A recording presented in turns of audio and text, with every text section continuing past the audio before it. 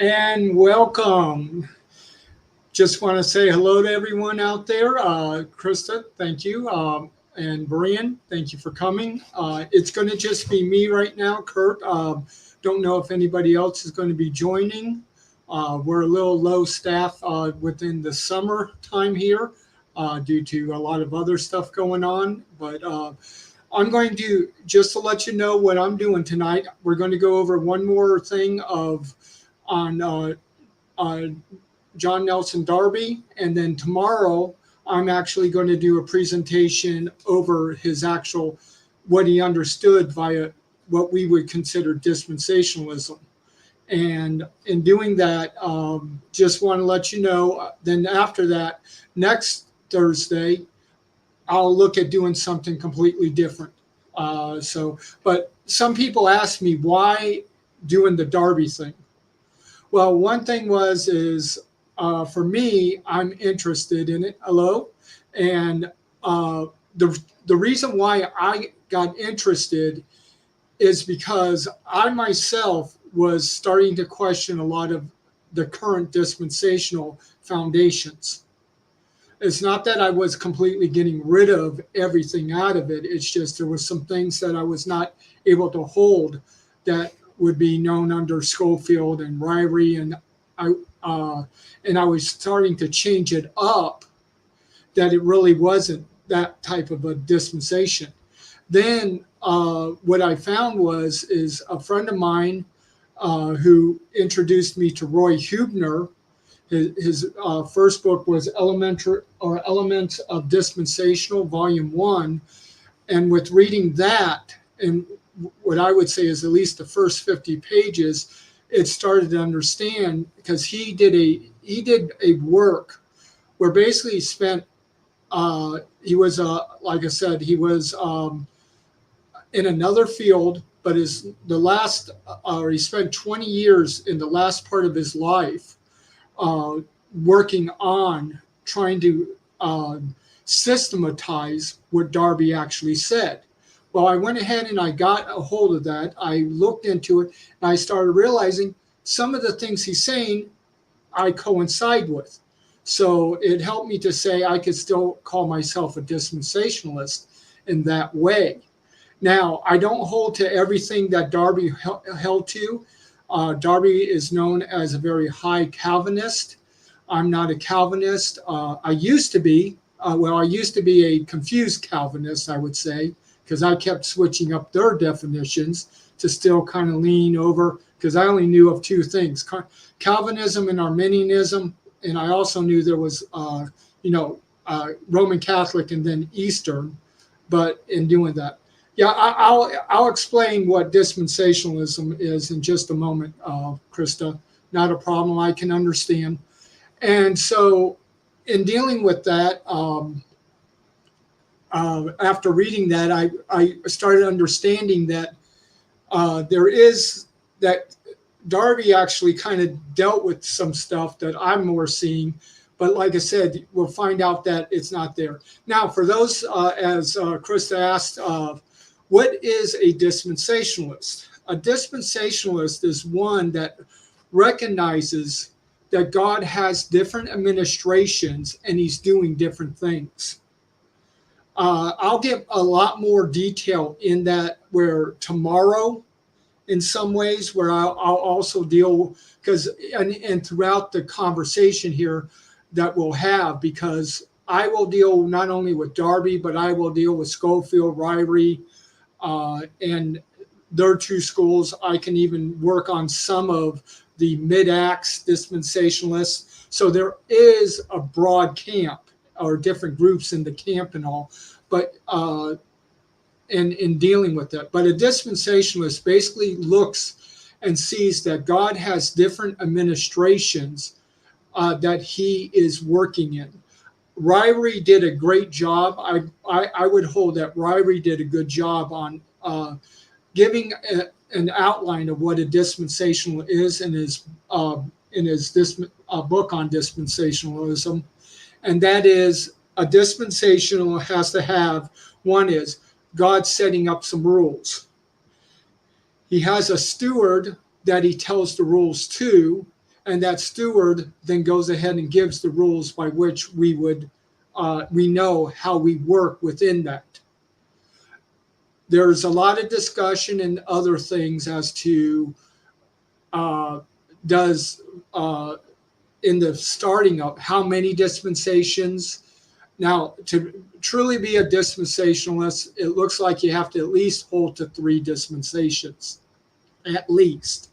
Now, a lot of people will say, well, if you see that there's a difference between the Old and New Testament, then you're a dispensationalist. This is not true, because the reality is you're not really seeing, recognizing 2 actual administrations or giving explanations. You're just seeing that God did make a change, but you're not really able to say why that change, why there is a change. And in Darby's understanding, and I hold to this same understanding with Darby, is that a dispensation does not have to end for a new one to begin. So you can have multiple dispensations happening at the same time.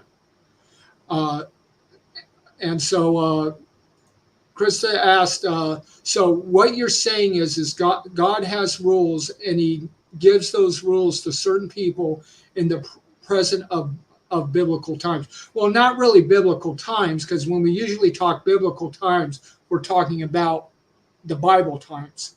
But we have a dispensation that people say that is today. I would hold that there is the dispensation of the grace of God, which happened, which is the creation of this new body called the church, and that would be a new way of administrating. But we still have the law. I would still say we have the law going on, and in doing that. But like I said, I'll go more into a lot more detail as we discuss what's going on with this. And then even tomorrow when I do my presentation on the paper dealing with Roy Huebner and his looking at it. But what we will be looking at here is Rev Reeds, and he's going to be speaking with a friend of his, not Gribbins this time, but another person who knows a lot about Darby. And so he's going to go ahead and share different things than what we did last Thursday. So in dealing with that, that's part of what we're looking at doing and all. Yeah, and the good thing also is if you can't watch it live, it will be made available so you can watch it afterwards. And if you wanted to put questions in the comments, I do check. It doesn't come directly to me, but I know Charles, he can let me know if there is a comment, or if there's, or if someone, or like I said, I'll check and I'll see also, because I know, because again, this is the Layman Seminary and Charles is the key person. And so we're using his platform. So I don't get notified on his platform, but I do look in and see that. Yes, the question was, and Charles is correct, at least what is the opposite of dispensationalists? It would be covenant theology. That's primarily the other view that's out there. Now, there are a lot of other people that would deal with hybrids, other things like that, where kind of take a two-way, because there's, I think, where when you get into progressive dispensationalists, they start changing the ball to an integrative hermeneutics, which I myself see more of starting to blend things between the two camps. And I don't, all that, yeah, the new covenant theology, which would be more covenant theology, but understanding there will be a millennial period. Well, even old and new covenant, that varies too. Because within dispensationalism, because again, asking about old and new covenant, the old covenant is the Mosaic covenant. And the new covenant is what's today. Now, part of the problem is within dispensationalism, some hold that the Mosaic covenant has already ended. and now we are under the new covenant. Then you have others like myself that hold that the Mosaic covenant has not ended yet. It will not end until the millennial kingdom. And so and so as the church, we're not under any covenant. Just to give a overview, this is a thing that I'm going to have to work on. I'm doing a paper. It's a large subject, and it's going to so in dealing with it, where I'm going to present some of the differences and things like that as an overview. But then I would recommend for my view where to look at a specific book, but there's others out there that can do that. So yeah, and again, there's a lot of discussion on the new covenant and all. So what we're going to deal with is, like I said, Free Grace Reacts. I'm again going to be dealing with Rev Reeves' channel, and he goes over different books and things like that. So if you want to look on his channel, and you can find, and you're wanting an overview of different books, and it's not just dispensational books, it's just a whole lot of different books he deals with. He does kind of an overview, and in doing that, that's what would do it. Now, what happened is it was this new book that came out, or let's see if I can get J.N. Darby and the Roots of Dispensationalism by Crawford Gribben, that I got me started. And Rev Reeve, he did an overview. Then last week we looked at the overview, and then we also looked at his interview with Gribbens. And so today we're going to look at Rev Reeve, but he's going to speak with another person who is more of an expert on Darby. Now, I don't consider myself an expert. I'm not taking all that time and things like that. But what I have done is I do read what the experts have brought out. So it makes me a layman expert or something like that. Because, again, a lot of people look at Darby and they know the name, but they know very little bit about him. And so that's one of the reasons why in doing this, because even Charles, he wanted me to go ahead and bring some of this up so we can kind of get an idea of who this guy Darby is. We hear about him. We say we're dispensational, but what exactly is going on here?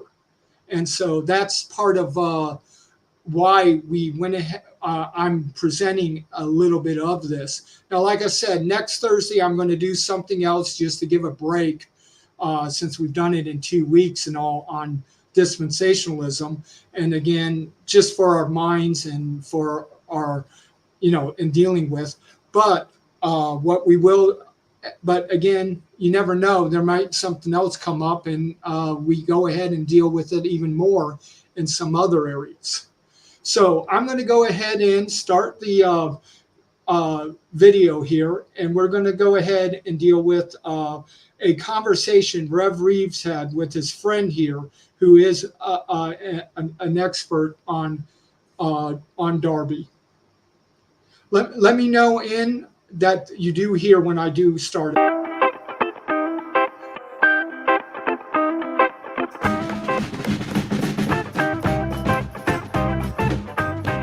Welcome to Rev Reads. We have another author interview today, and this is one that I've been really looking forward to. I'm super excited about this one.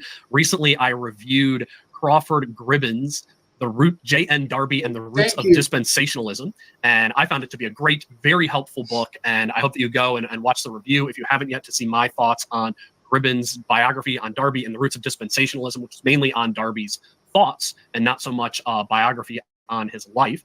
And since I am not a Darby expert, I contacted the person that I believe knows Darby the best, and that is Dr. James Fazio. And I want to go over his.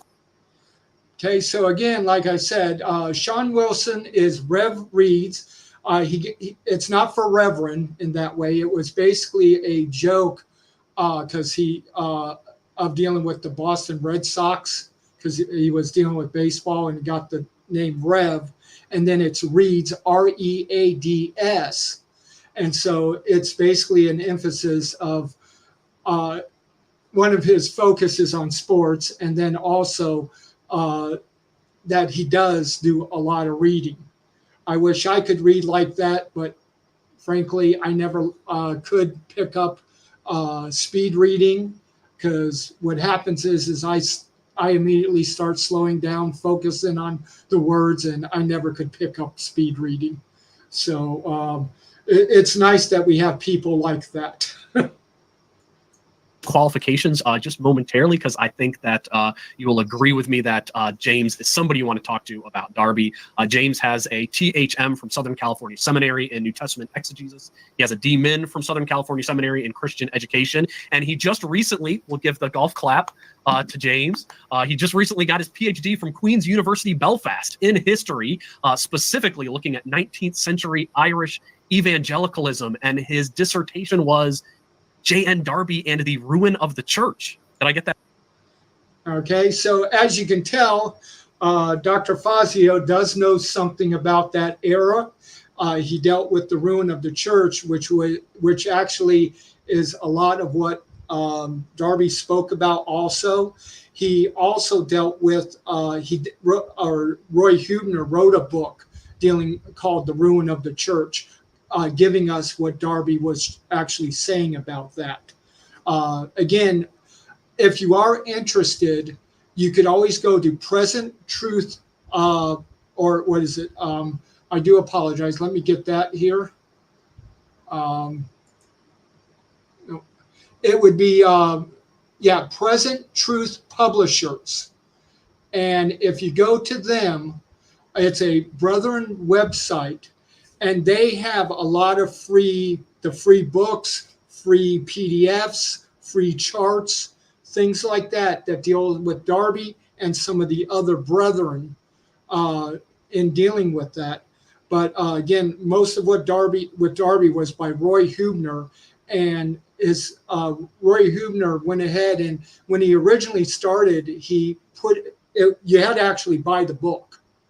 But when he passed away, his family said, hey, this is too important. We're going to make it free.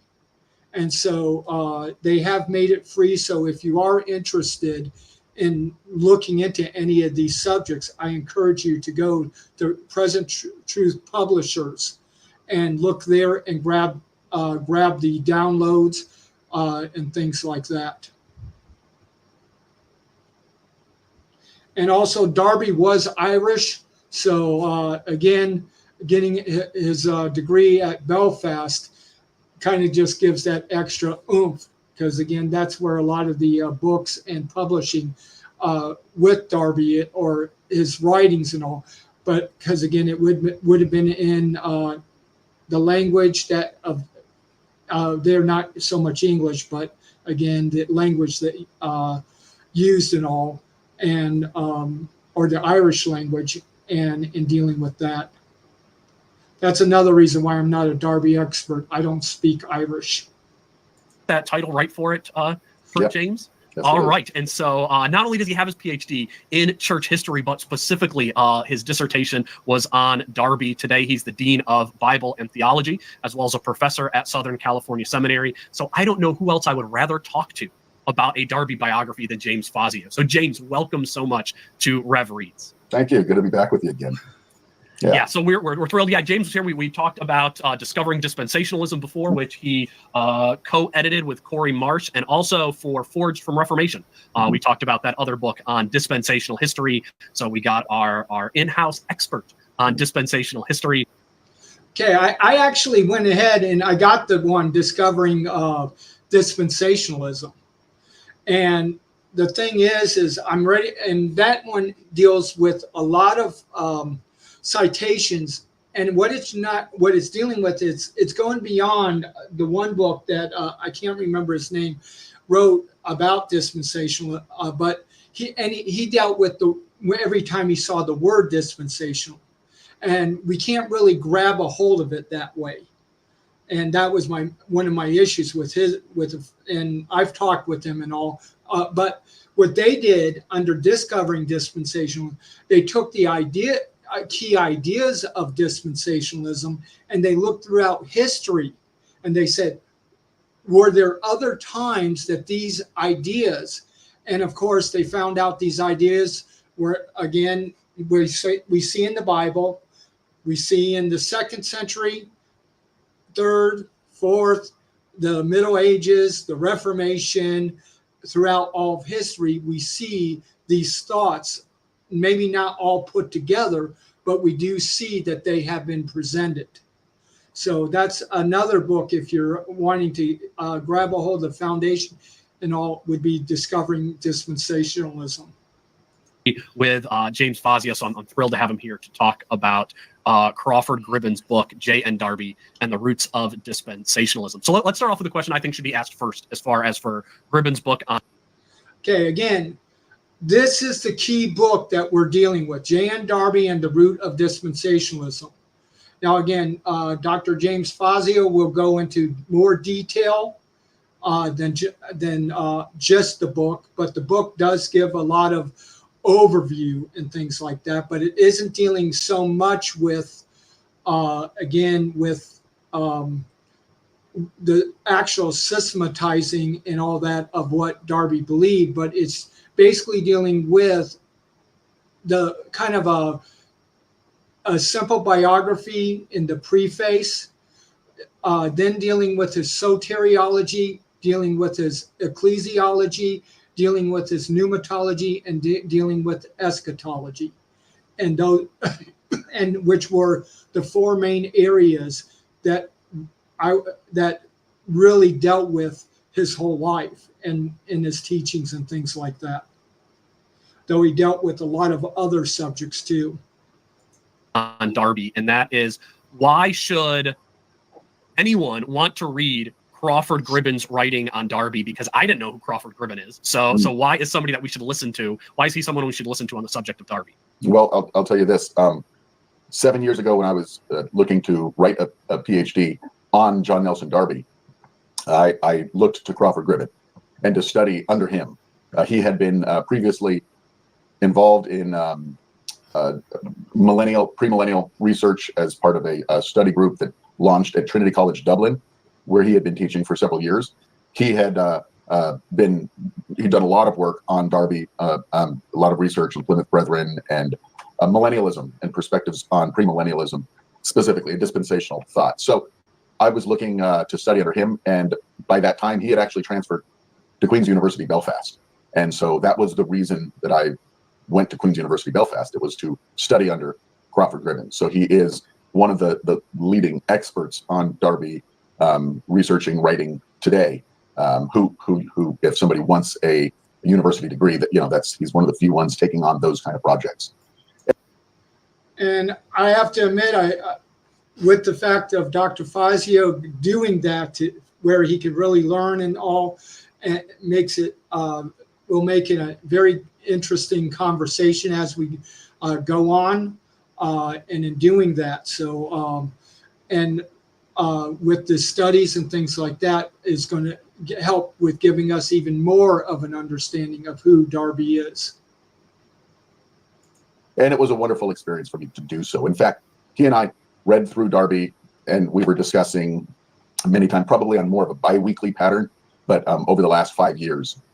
And we've had a lot of conversation about Darby. So as I was researching, and my research focuses on the first 2 decades of Darby's, the development of Darby's thought, specifically concerning the ruin of the church, his ecclesiology, though I do deal with a little bit of his soteriology. And it covers the years when he got saved. So his grappling with all the ideas, his ecclesiology, his grappling with the Anglican Church, and then his drift away from that. And so in many ways, I'm looking at the same things that Crawford did, but he really started his approach at 1840, where mine ends, and then looked at kind of from the 40s all the way through to the end of his life. And so his reading was in that area. My reading was in the early years, because I was focused on how his ideas developed.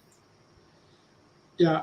Also want to let you know that Gribbens doesn't claim to be a dispensationalist. He doesn't claim to be a covenantal. He's more of a historian. In his study, he sees all these different things, and so he could when it deals with the different areas, he can kind of go back and forth because he's looking at things more through history than he is as to some, and it creates a way where he's not able to always set up as to say, I'm going to take this view or whatever. And which makes for a good historian, because he's seeking out for what the actual truth is, rather than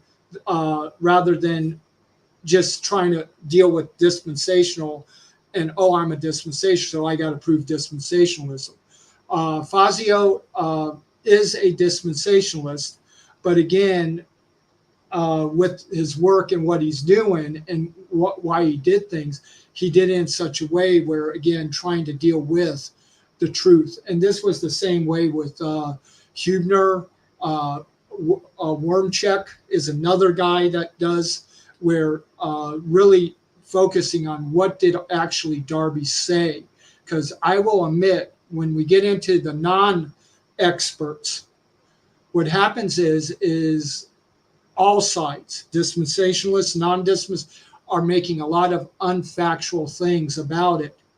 And as a result, it has created a lot of problems, animosity, and other things, which happens when you deal with those that really don't know what is really being said. So I guess when it comes to a book on Darby, when I talk to most people about Darby, I feel like most people are in the same camp that I do. And that is, our knowledge of J.N. Darby falls basically under the breadth of, we know Darby invented the idea of the pre-trib rapture. And that's all that people know about Darby. And it's very, very surface level. So most people are very much a novice on Darby's life and what he taught. So most of the people approaching Gribben's book aren't going to know much about Darby. Do you think that this is a book that would be helpful for somebody who doesn't know Darby, or do you think you should have a certain understanding level to come in? So do you think this is novice friendly? It depends on your interest. It does get into the weeds a bit, and it also is more of a history of the Plymouth Brethren thought, expanding from Darby, deals with, because of the 40s. The decade of the 40s was a turbulent time for the Plymouth Brethren. It was a time when they were truly coming into their own, and also divided the schism with Benjamin Newton and the exclusives and the open brethren. And I mean, so much happened at that time, and that's really where he's entering into the discussion. And I will agree with him. It is, I would say it's a good book to read, but again, the problem is if you're interested. If you're not interested, you're having an overview like what we're trying to do right now would be the better way to deal with it, so that you just grab some, you're now understanding, getting a better idea of what's going on, rather than being where I actually am interested. So I do actually get the things and I read more about in those areas. And again, because of my background, my studies, my other things that I've done, because I actually grew up in a dispensational church. Now, I didn't start really learning dispensationalism until I was like 15. And when I left my youth group for the old people's class, and the guy there, who was also a doctor, Dr. Sexsmith, he went ahead and he was teaching a lot of dealing with dispensationalism, eschatology, things like that. And it gave me a starting point and with doing that. But even upon first hearing, and especially with the Schofield view of you have a dispensation and then it has to end and then to make a new one. And I automatically looked at it and I'm like, how, but we still see these still going on, except for the innocent part. And so I kind of looked at it and I said, we got to make it more of a staircase, because these things are still going on, these different dispensations, because it's not showing us actually ended.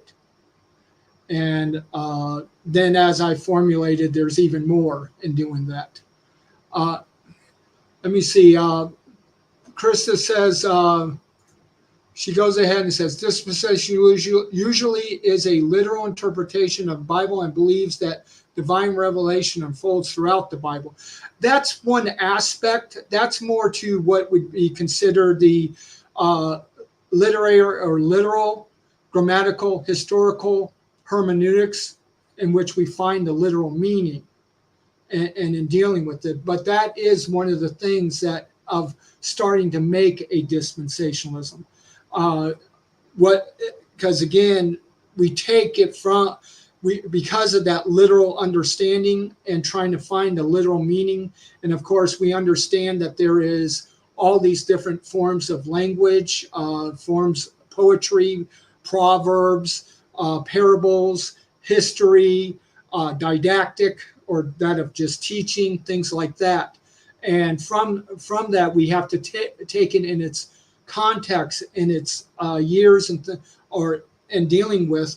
And from that, those who are dispensation, that's where we've come out of to where we've formed our dispensationalism.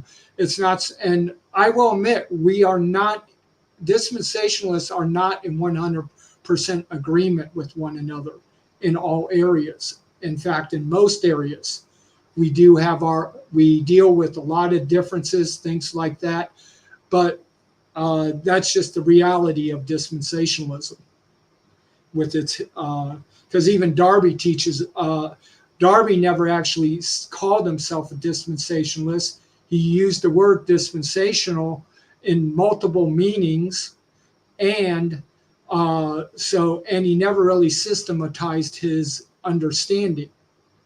And of course, but again, then you had others that started to systematize and then moving over, and it created a whole different thing. So it's quite it's quite interesting on the whole development and things like that. Okay, what Google says the definition is, well, Google would be wrong. Mid-Acts says, he goes in and writes, from what I can remember and have heard, there are also varying positions on dispensation. Exactly. Right now, and Mid-Acts would be one. Right now, there's basically 4 or 2 major schools. You would have more into Darby, which can relate in, and then more into what Schofield did. Now, under Schofield, you have multiple things of where from there you now have coming out where you did Mid-Acts, then revised dispensationalism, which would be more Ryrie, and then after that you have progressive dispensationalism. So those are the basically. So we would say Darby, there was Schofield, there was Ryrie, or Mid-Acts, Ryrie, and then the fifth school then would be progressive. So we do have five schools out there of what we would have to say is dispensationalism. So yeah, it's a like I said, it's can be interesting if you go into this and study it, and you're going to realize there are differences, there are different ways of looking at and things like that. So let's go ahead and move on. But it's also for good reason, because that's when there was a much more codified ethos and character of Plymouth Brethren-ism. So it is a good place to start. He's also, Crawford also offers a very, I think, a charitable portrait of Darby, which is important, that he is not an overly biased, harsh critic who's just trying to, mischaracterize him. So it's valuable in many regards, also because of its kind of big picture, sort of a bird's eye view, and the organization of it to look at the different areas of thought, the way he organizes it: soteriology, ecclesiology, pneumatology, and eschatology. So it is a. So again, the 4 things he mentioned: salvation, the church, this study of the Spirit, end times, Those are the four areas of dealing with in this book and what Christ was dealing. No, this is not a debate, Scolari. What this is a presentation. I'm doing more of an educational aspect at this point because, again, I was asked by Charles, and others were interested in getting to know a little bit more about Darby. And since the problem is when I start mentioning different things, it's areas that most of the others in the layman seminary do not know about. And so what they wanted me to do is go ahead and have at least some presentations and do some of these things so that when I do mention things, we do have something to say, well, here we can look, you can look at this, or if you want to know more about it, you can look at this one and because again, when you deal with the seminary level, and it should be with the college level, because again, but we don't see it as much today, is that, but you do have different teachers, different professors, and not all of them agree with one another. But again, what you have is mature civil people that can discuss these things and deal with these things rather than always attacking. And so that was one of the things that of the layman seminary. And when Charles opened up more to have other people come on and do these things, it's to bring about, to show what's going on, so that, because one of the things is Charles, and I agree with Charles, the truth is more important than our theology. We want to know what the truth is. If the truth and our theology does not go together, we need to get rid of our theology. Now, when I say theology, I'm not talking about clear statements of the Bible. Theology usually is a systematic way, or that of taking other things and bringing them together to create an understanding.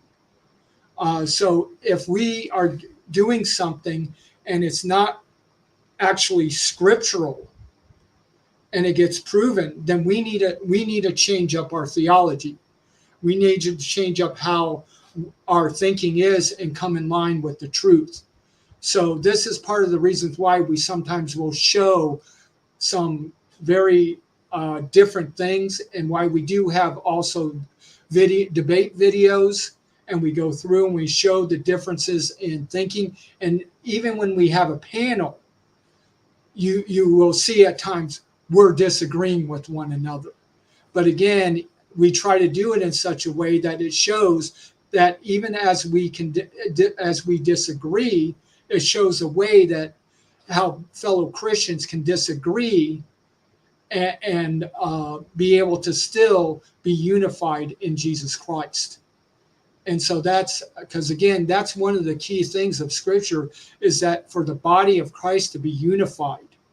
And it seems like all we most are just always looking ways to separate, things like that. But no, the reality is we should be looking at ways to unify rather than to always separate, not be a part of. Now, I can understand where you deal with different denominations, and maybe you can't work denomination to denomination sometimes, but you might be able to work on certain things. Maybe it could, I know when I was in Virginia when 9/11 happened, and when the, where they say the Washington sniper, but that was actually down more closer to, more in my area, in Fredericksburg and a little bit above, that those things were happening. But in dealing with that, we were able to get together for the 9/11 and bring a lot of people together for prayer for our soldiers, for those that they're fighting against, for the salvation of both sides, things like that. We when it came to the sniper, is for safety, for protection, for him to be caught, things like that.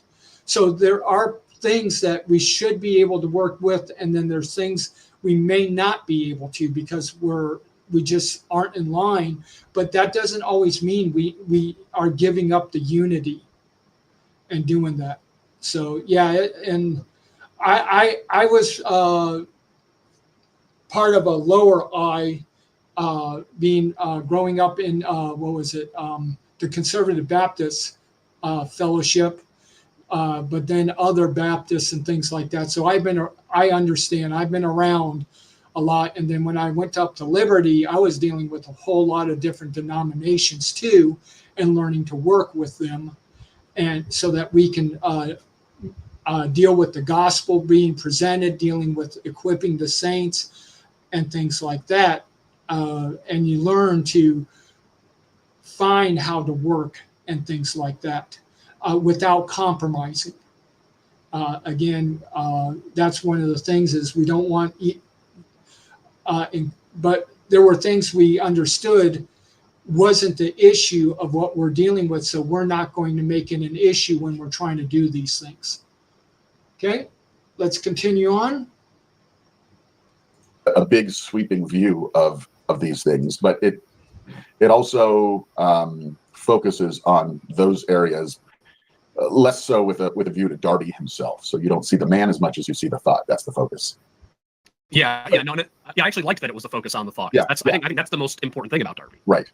But I would say another thing about Darby, just in general, this is a major approach that I've taken in presenting Darby, is that Darby, he's an enigma. He is. Tell me if it's too fast. I'll move it back to 125 again. I know Rev Reeves is going to go real quickly, but this allows Dr. Fazio to speak up faster, but not too and all. And I do agree with what he says. Darby is an enigma.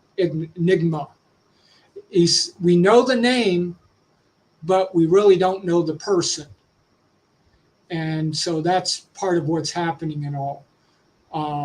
And that's another reason why in showing this. Okay. Paradoxically, and the phrase is on his tombstone, that he is unknown and well-known. And well-known in the sense that, as well-known as a more obscure Christian history figure could be, but his name, many people associate with, as kind of you said earlier, the one thing you know about Darby is he invented the pre-trib rapture. And the fact is he didn't invent the pre-trib rapture, right? And it's true of so many other people who would say, well, the one thing I know about Darby is, he held to multiple ways of salvation for the different peoples of God. Or the one thing I know about Darby is, and pretty much whatever the one or two things that anybody knows about Darby, he held to 7 dispensations. He started the 7 dispensation scheme. Everything anybody knows about Darby is not true. It's not an accurate characterization of Darby. Darby didn't hold to any of those things. And I set that out in my work. I say, look, all these things that Darby is known for, he didn't subscribe to any of them. And because he remains very much unknown. It's a lot of people are. And that is true. What we consider dispensational today, it's completely different than what Darby held to. And again, that's what I'm going to more deal with tomorrow when we deal with more of the overview of 9 points that kind of overview and deal with what Darby held to, and I'll deal with some other things and doing that. He had views that we can agree with, we can't agree with. It depends on what spectrum you're dealing with. You got to understand his times also. For him, you're still dealing with Calvinist, Arminian, or you go over to Roman Catholic for the most part. He was a Calvinist. He was a high Calvinist. Yet he acted in a lot of ways in trying to be more Catholic, but in the lower C, not the high Roman Catholic, but in the lower C, or in that of universal. And in dealing with and things like that, he basically rejected the mainstream churches. And when he talks about the ruin of the church, he's talking about the denominations and things like that. And so, it's and we will deal with some of that areas because, again, when going through his 9 things, there's things I do agree with, and then there are things I do not. And there are things I differ on than he does. So even in that, it's not 100%. And so what's the reality is that there, even today, like I said, we don't fully agree. So there are the different camps, there are the different subdivisions, and then you even got subdivisions under the different camps and all. So it's quite an interesting dilemma, and I think that could be part of what has moved dispensationalism more out of the academic again, because it actually got into the academic and it showed that it really hasn't developed itself as clearly and has settled its foundation as well as many have thought it to be. Okay, so. Anachronistically, looking back on Darby through the lens of more modern dispensationalists, whether it's Schofield, which is usually the extent to which anybody's looking at dispensationalism, or or even more recent, perhaps than that, whether it's you've got Brooks or Schaefer or Lyrie or Walvoord, or all the way up to Dallas Seminary. A lot of people are looking back on Darby through the lens of these people and not really looking at Darby at all. And none of those accurately or even really claim to or try to reflect Darby. It's really not it. Darby is just a shadowy figure in the past that really nobody typically will engage with. Yeah, I mean, I thought coming in. And I agree with that. Basically, Schofield, he did not really engage with Darby. He got his things from others, not so much from Darby. And of course, things started to change. Even his, the main guy he taught went more to a 7 dispensational and then a post-trib. So you had all these different things happening and differences and all, even in Darby's time, as to what was believed.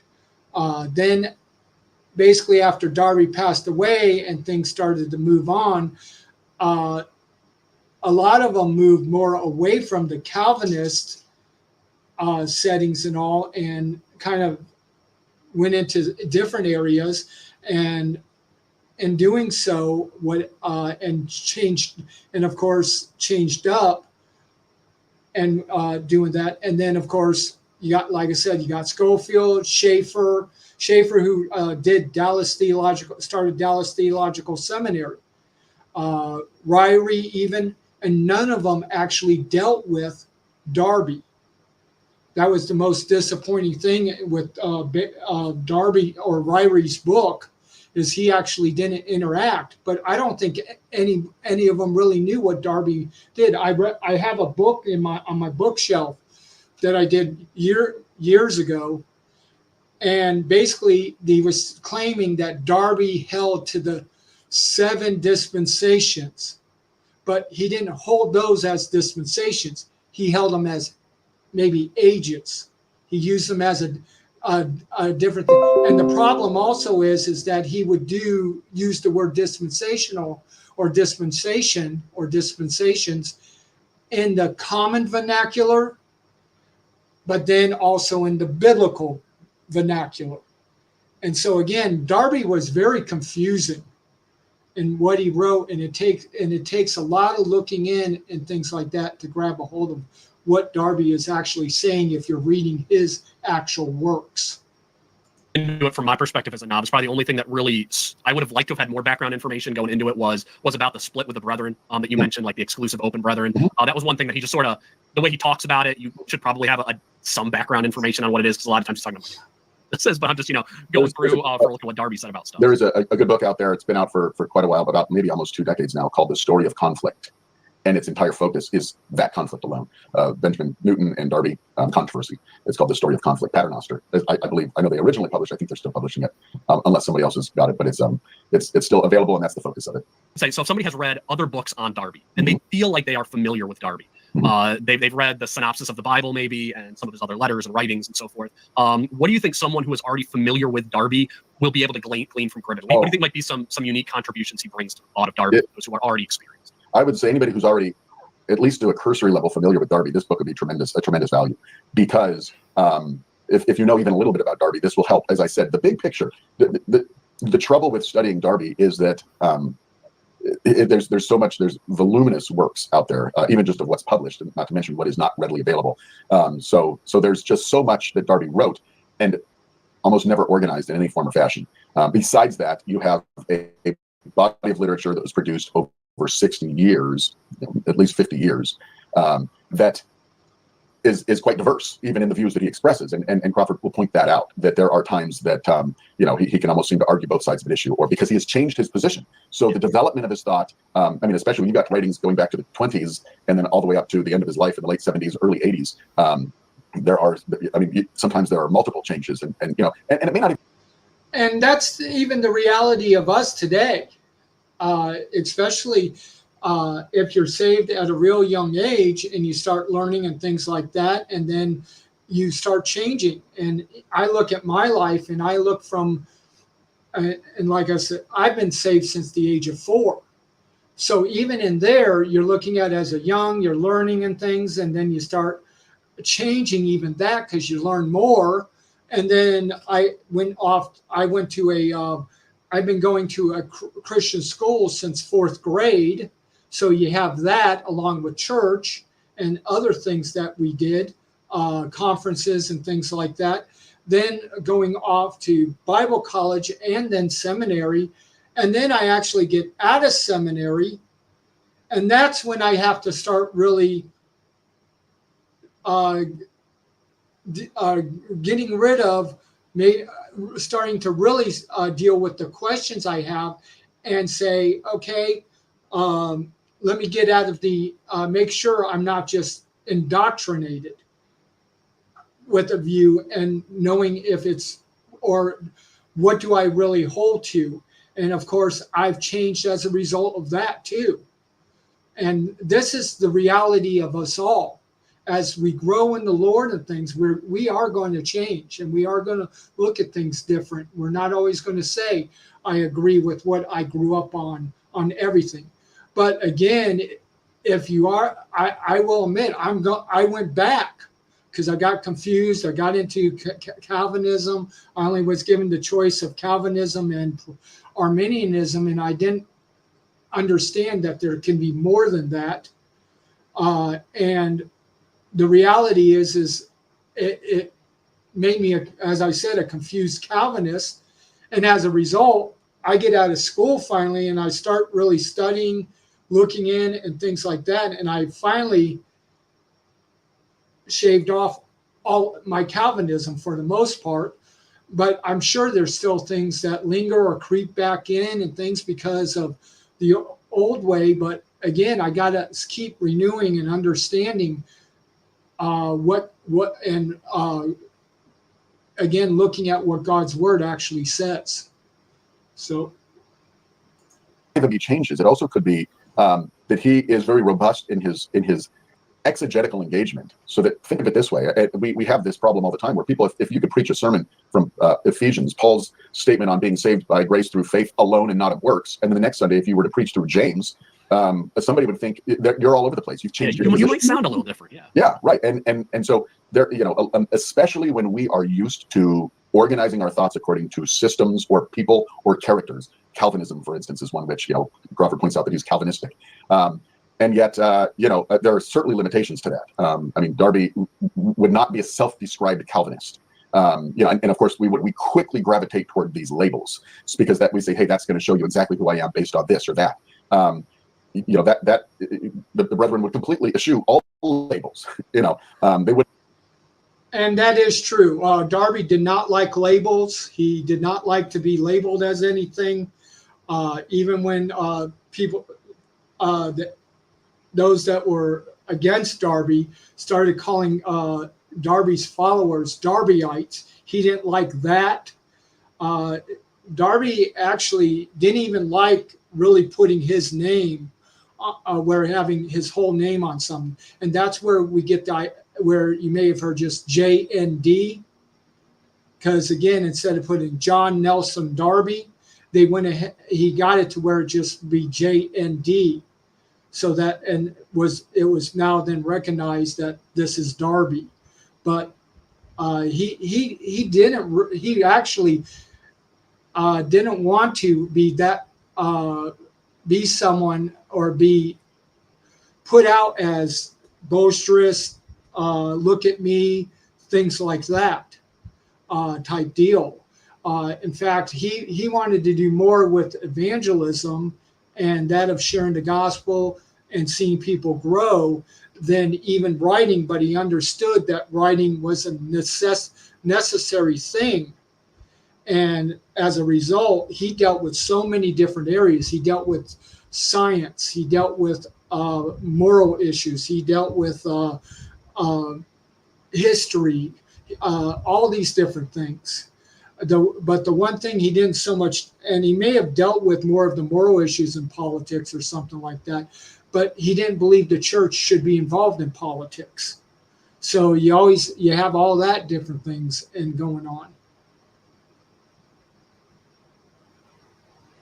They wouldn't want to be characterized by anyone's thought. And to the extent that these people, other writers of the past, may have influenced him, it would always be tempered by other writers. And I mean, Darby read just prolifically from the patristics, the early church. He actually read more. When you look at who he's ascribing to the ideas, it usually comes out of the first couple centuries of the church more than anybody through the history of the church afterwards, including much closer contemporaries. I mean, he almost never attributes ideas to modern or even. I mean, obviously, he mentions Calvin and Luther several times in his writings, but he always with limits and always at an arm's breadth. So, I mean, that's very important to understand that we are quick to categorize, and he would have done the exact opposite, and that was actually pretty common in his day. Just to let you know, Darby actually utilized the Lutheran 39 confession, and he kind of more used that in his in dealing with than any of the other Reformed stuff out there. That, and of course, I would say that has more truth in it than the other stuff. I'm not saying in every aspect, but it has more truth. The 39 confession from Luther, of the Lutheran. Especially when Calvinist, to be a Calvinist would have been, for some, I mean, it was a, especially those in the Church of England at that time, it was a accusation that would kind of label somebody as in discordant from the teaching of the Church of England. And so many of the dissenters were often accused of that. I mean, the forerunner of Darby's was John Walker, and he was also accused of being a Calvinist. He definitely held Calvinist ideas, but he actually made a remark. He said, although I have 9 volumes of Calvin on my shelf, I don't think I've read even as many as 9 pages. And so he says, if I agree with Calvin, it's only because he and I are reading from the same Bible and for no other reason. So I mean, that kind of goes to show the kind of attitudes of those who were in the church of. And that's the same thing that happens today. People who are Calvinists don't read Calvin. Now, I didn't read Calvin. I listened to Calvin. The audio, I didn't want to read it, but I listened to him, and I did the 5 books, his Institutes, and in listening and all. But the thing is a lot of your Calvinists never read them, but who are they listening to? Those that are just reiterating the philosophy. And so so it's not that even they're saying they're getting it from the Bible, not so much.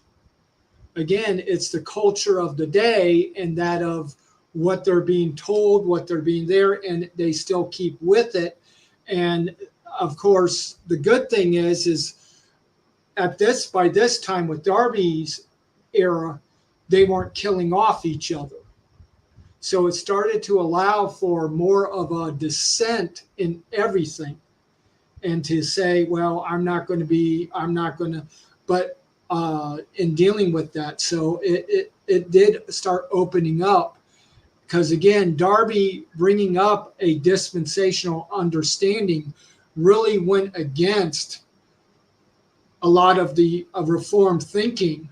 Because again, covenant theology, which is what it eventually was named, is basically Reformed and Roman Catholic thinking in a lot of ways. Of Ireland at the time, and who were, trying to develop, because what Darby was doing, he was within a line of those who were looking at the limitations of the established Church of England and Ireland at the time, and how they would proceed in their Christian walk outside of that, and the extent to which that needed to be a complete separatist, this leans into why Darby was so unique, being, as Grubin mentions, being Catholic. Obviously not the way we think of a Roman Catholic in any way, but we might use a term like ecumenical. But he wasn't saying, hey, let's all grab hands and erase all distinctions. Yeah. But instead he said, let us stand on the basis of the unity of Christ. So even the terms can be very. And I do agree with that. We have to look for ways of working together as brothers and sisters in the Lord, even though we're different, for where we do the unity. That's very hard to do at sometimes, and working with, especially when we start putting a lot of things in the way to say we're not going to have unity. We're looking more on not having unity than to have unity. And so we look at this and we have to say to ourselves, but again, the idea of first starting off that if we're brothers and sisters in the Lord, we got that unity already together. Now we have to look at how to further it, even though we may not agree and things like that. Now, this does, as he said, this doesn't include the fact that you might have to discipline, excommunicate, put someone under discipline, things like that. We see sometimes that has to be done in the Bible. Very misleading if we don't really understand the context of Darby's time. So yeah, so I guess it helps. It takes a lot of that terminology that people throw out, and Gribben helps you put it into a broader context of what Darby actually believed. And this might play into your book that's going to come out eventually on Darby. At least I'm going to cross my fingers, Lord willing, that you'll get your book out there on Darby. But what do you looking through his book? What was there anything specific that you were like, oh, I wish he would have included this? Anything left out that you would have loved to see in Gribben's book? Well, yes, I one of the big things that a lot of people, when you deal with these, you're talking about methodology. Methodology is the most important. I always like to get behind the ideas and think what was driving these ideas. So when you talk about Darby's soteriology, pneumatology, ecclesiology, and eschatology, well, they're all preceded by his methodology, his theological method. And a lot of times what dispensationalists today talk about, or really most Christians, when they realize that we're on different sides of an aisle on just about any issue, we realize that it's a hermeneutical issue. So to really engage what was Darby's hermeneutical approach, what was his methodological, how did he come to these conclusions, would have probably been a really helpful, maybe even a first chapter before jumping into soteriology would have been. Yeah, that would be nice in writing. But in a previous, or in one that I did listen to, Darby wasn't what we would consider a literal historical grammatical. He did go ahead and look at, for Christology, he looked at that of somewhat, because again, he still took on some of the allegory and things like that and doing. So his time and the time that he was still in was still moving, having a lot of previous things influencing him, and in doing that. Because again, allegory is a very big thing of the Reformation, Roman Catholic, as a due from Origen. And because Origen was the one who finally got that of the allegorical method allowed in the church. But as a result, it did create a lot of things and different things that were happening. So with Darby looking at that, he did some different things, and as a result, I think created some of the ideas that he has too. Now, again, if you have any questions that are being talked about or that I've said or things like that, go ahead and ask in the chat instead of me just talking and us just listening. I know that this is more new, so I understand if you don't have them. But if you have any questions, put it in, put at TLS before. I'll be glad to try to deal with it. Like I said, I'm not a scholar. I don't consider myself a scholar. I just consider myself a layman in this area. I've done some work. I've done some reading. I have a little bit more knowledge than the most common person, but I'm not a scholar. So I could try to help with if you have any questions or things dealing with that. It could be even with the differences or you could say, hey, I heard dispensational holds this. Is this the same? Or how does this work? And I can bring it up where, if I can, with Darby, with Schofield, with Schaeffer, with Ryrie, maybe sometimes with the mid-acts. I don't know everything with mid-acts, but I know some things. The least one I would probably know is progressives, because they've went off to a different, like I said, they deal with an integrative hermeneutic, so it's a lot different in thinking than my thinking. So I don't grab a hold of it. I haven't grabbed a hold of everything that they're portraying, but I'll be glad to try. What was Darby's methodology? But you know, that Will you cover that in your book? No. No, my approach is a little different than his. He was doing a systematic approach. He was actually showing how systematic, even though Darby rejected systems, this systematization, I will say, developed in the late years. So my focus of Darby's developing years is actually on the other side of that. You know, when he was just kind of moving through a lot of different ideas in order to arrive at what he arrived at in 1840. Because by 1840, like I said, 40s is when it had largely coalesced. So my focus was, how did Darby get to that point? What did that journey look like? So I was going to ask this question later on in the interview, but I'm going to ask it now because I'm curious at the moment. Is there a book on Darby's methodology out there? No, there's very little written on Darby because it's such a daunting. You know, I mean, a lot of people just aren't that concerned. Like I said, I mean, even I hate to say that and he's correct. It really wasn't until Roy Huebner started writing his stuff, and the academic world at that time got egg put on their faces, because what he did was he brought up a thing saying, hey, what current dispensationalism is presenting isn't what Darby actually taught or everything that Darby taught. So in dealing with that, you have this non-doctorate, someone, he had a master's, but in engineering. But again, you have this lay person coming out and doing this scholarly work and making the scholars look bad. And in doing that, and now we have some others that are presenting some more things about Darby.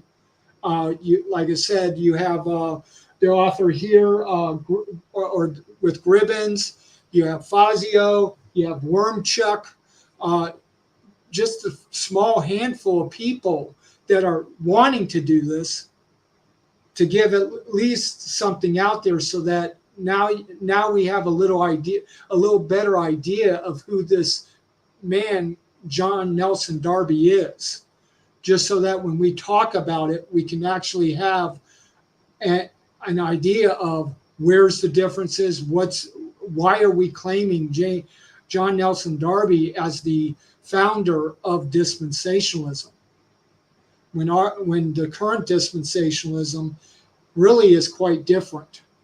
And in doing that, if you have any questions, comments, John, glad to have you come in. Just put at TLS, and if not, if you have questions about the current and relating, I'll be glad to try to answer. I can, again, I'm a lay person in this area, but again, I've done a lot of reading and actual from the scholars that dealt with John Nelson Darby. The title of the book, you know, Jay and Darby and the Roots of Dispensationalism, I think that Roots of Dispensationalism got kind of tacked on there a little bit more because the publisher wanted it because it sells, rather than because that's really what the book is about. I mean, the book is really about the systemization of Darby's ideas, right? I mean, you know, totally, yeah. It's really not even engaging that issue. But in other words, the point is the market drives certain factors, you know, in terms of publishing and titles and things like that. And so methodology might be important to a handful of us, but it's not going to sell titles, so it's not really what I'm that there's a challenge there between what we might want to read. We are the few. We have to recognize we're the minority. We're the underrepresented. We're the ones who are, you know, we want to see those things, but somebody else isn't going to do that work and put it out there because it'll sell 5 books. Yeah, I guess that just frustrates me, because I feel like what defines dispensationalism today is our hermeneutic and methodology of how we approach scripture. That's what makes a dispensation. Yeah, and that's the thing. Only a pocket of people are willing to go ahead and deal with the books, deal with this, and doing that. But at the same time, we still need this out there for, so at least there's a truth in all. Yeah, John, what we're doing with this is we're dealing with, tomorrow I'm actually going to do a paper on Darby's understanding. In reality, and yes, the interesting thing is he never called himself a dispensationalist. But yes, he started bringing out points, but the points that he brought out were quite different in a lot of areas than what modern dispensational holds today, at least in a lot of the foundational issues of what creates. So it's and this is one of the reasons why we want to bring this out, just so that to recognize that there is where are the similarities, where are the differences, things like that. But the fact is because of the brethren, they have helped to create a lot of influence because of their writings, because of what they did and things like that. And it did go into the other denominations and affected and things like that. So the reality is the brethren, which is now a denominational, though they're still more on the smaller thing, they have done a great influence upon all the other denominations, and they still influence us today in different ways. Like, because there was a point in my early ministry where I was like, I was tired of some of the ridicule I felt like I got for being a dispensationalist, and I kind of wanted to walk away from it, but I couldn't leave the methodology. I couldn't not look at the Bible through the human hermeneutic lens that we do through as dispensationalists. So I sort of begrudgingly was like, I guess I'm going to stay in this group anyways, because I can't see a better way to read the Bible. Like, this is how I want to do it. So I would love to see what Darby's actual methodology was. Yeah. I'm not going to do that work because it's insane. Yeah. The amount you have to go through to figure that out. But I would love somebody like you to do that work, James. Yeah. It's just not. It's not going to be broadly appreciated. So even if to the extent that you can describe it, you're not going to be able to have a book on it because nobody really wants to read that. Very few want to read that. And I liked what he said, that even the person who does that, there will be areas that they still cannot really explain it. Because Darby, like I said, one of the things about Darby is he did basically a sentence within a sentence within a sentence within a sentence within a sentence, and it could have been a thought within a thought within a thought. And people complain about Paul and his run-ons. Darby was worse, and it was even worse with the fact of dealing with even his thoughts, because he could be putting a thought in, but then related it and then thinking about another thing and wrote down, because he's not writing really congruent sentences by which we can grab a hold of and things like that. Okay, so True Grace asked, and I'll put this up. Let me go ahead because she asked, why do people need to argue against dispensational teaching? Well, again, not everyone holds to the foundation of a literary or literal grammatical historical hermeneutics, whereby we get the literal meaning. So in dealing with that, and even within dispensationalism itself, we don't have agreement. Because again, Darby's understanding, and one of the purposes of bringing this out is showing how Darby's understanding is quite different than today's understanding. Because as you came in late or later here, but earlier I did speak about how there's basically 5 camps today. You have Darby, you have Schofield, you have your mid-late acts, which some are called hyper-dispensational or ultra-dispensational. You then have your revised, which is Ryrie, and now you have your progressives. So even within that, we have our different camps, and underneath the different camps, you have different sects. So there's not a full agreement, and even amongst dispensationalists, we're not in agreement on even the foundations. So in dealing with that, that's where there's an argument and thing, because it even starts within our own camp where we're not in full agreement with one another on on the foundational issues and things like that. Like for me, I don't agree with Darby Sin Non Quans. That is his basics of what makes a person a dispensationalist. I don't think he and as a result, that allowed for progressive dispensationalism to actually come in, because he lowered the bar so low, it was like, okay, we can squeeze this one in now and just call it. It's bad enough that I would say it's bad enough that the mid and late acts ones are called dispensational because they followed the 7 dispensations. But when it comes to a lot of the foundational aspects and things like that, they're different than regular dispensational. And I'm talking about Darby. I'm talking about probably even your Schofield, your Ryrie, and dealing with those 3 and things like that. So there is all these different things. So, okay, let's go ahead and. I probably got like 15 people who watch my channel would probably want to read that book. Right. That's right. Yeah. No, he's broadly characterized and accurately so as a literalist. Obviously his reading of scripture is very much in line. Yeah. No, you say that though, James, but then I'm like, after reading Gribben's book, like maybe he really wasn't when I looked at the No, he wasn't. That's why I say he was broadly characterized that way. But it would, the idea that dispensationalists take today and talking about it's all hermeneutics, it's the grammatical historical method. No, it wasn't for Darby. I mean, that's not it at all. That wasn't it. I know. And in fact, his reading of the Old Testament, he tended towards spiritualizing a lot of the Old Testament. I mean, if you saw the way he if you just heard what Dr. Fazio said, Darby spiritualized a lot of the Old Testament.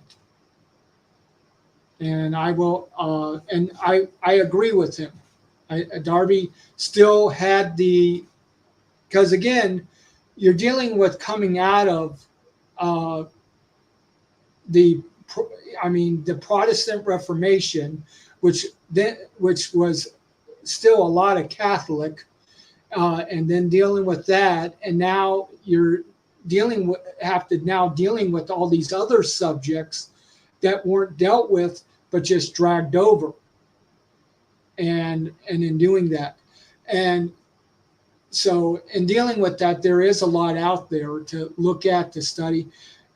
True Grace asked people, where she put in, people seem to squabble over silly things. Again, we deal with different maturity, different things like that. Again, sometimes just in the nature of academics, nature of guys, where we like to have those. I mean, I will admit, in seminary, a friend of mine and I, it sounded like we were at each other's throats, but all we were doing was showing our emotions and having fun, explaining our views and all. So again, what we're looking at is that there is, I want to do it more as a teaching. What I'm doing here is more of a teaching to show the difference and all. Now, there are points that we do need to fight over. I think are good things to fight over, like salvation is by grace we're saved through faith, and that not of ourselves. It is the gift of God, not of works, lest any man should boast. Definitely a fight over. Again, I would hold that salvation, and this salvation of how to be saved was trans-dispensational. In other words, it's across the board. It started in Genesis 3:15 with the first gospel presentation, for the most part, by Jesus or by God himself, of the promise of his son. And in dealing with that, so there are things that we have to say, and we do see in scripture that are things we do not give up. But then there are other categories that I do believe that aren't as important.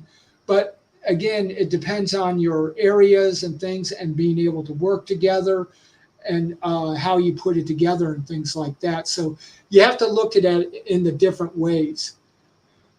Yeah, I like to use the word transdispensational because again, most people hold to the seven, and there are things that are dealing with that are more than that are that don't deal aren't started or affected by dispensations. And this will be one of the things we will be discussing tomorrow, because Darby held that you got to understand that there are other things in the Bible, and that don't make him dispensational. And we got to keep those things separate. So and like I said, with salvation, we're dealing with only one real way of one being saved. Now, as the idea of different gospels, yes, there are different gospels, but we got to ask ourselves, what gospel are we talking about then? Is it that of one getting saved, or is it the gospel of the kingdom, that is the good news to Israel of their promised kingdom? But again, it's dependent upon first, have they actually got saved?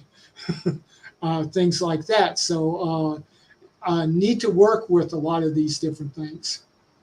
So, okay. You know, I mean, in the New Testament, it's much more the way somebody following grammatical historical approach would handle scripture today. But he spiritualized much of the Old Testament. He was always looking for Christ or parallels to the Old Testament figures, looking for almost like spiritualizing the text. Yeah, no, because I guess what's piqued my interest to get a book on his methodology is I got the synopsis of the Bible by Darby. And so I could do a review on it. And so I look at it, fairly regularly. And there are definitely times where I read it and I'm like, that is not a good dispensationalist approach, Darby. So I'd love to see something on any other book. Are there any books that you would recommend on Darby that are out there? Well, on Darby, if you want to know Darby, I mean, Max Waremchuk's biography is really what started it all for me too, and piqued my interest when I was a teenager. I read his book. It's all the way back to the 80s, or maybe in English it was the early 90s when it was first published. But it's just called John Nelson Darby. And yeah, and I have this on my reading list. Then I have his latest one, because again, Gribbins did this one. And then Waremchuk just put out a new one, but more dealing with his early years, because that's something a lot of people don't have and trying to grab a hold of, because there's even with trying to grab all the information together as an individual, unless you can get to the original sources, the average person can't grab a hold of that. And so I have both of those. They're on my reading list. So I will eventually get to them, but it's going to be a while and things like that. Because again, like I said, I'm not the fastest reader, and dealing with everything I do, I don't read as much as I used to, just because of fatigue.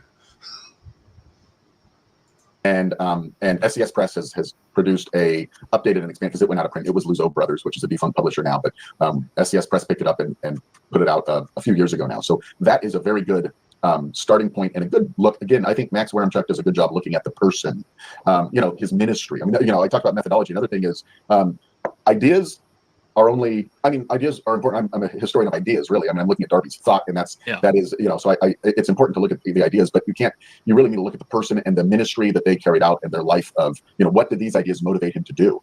And again, once more, he is such an enigma, and the paradoxical, I mean, he was at once, I think Waremchuk does a good job pointing to some of these features where he was caring, compassionate, yeah, just to let you know, some of the things Darby did, even before he actually moved into more of a dispensational, he was more Church of England, dealing with that. He was very concerned about the poor.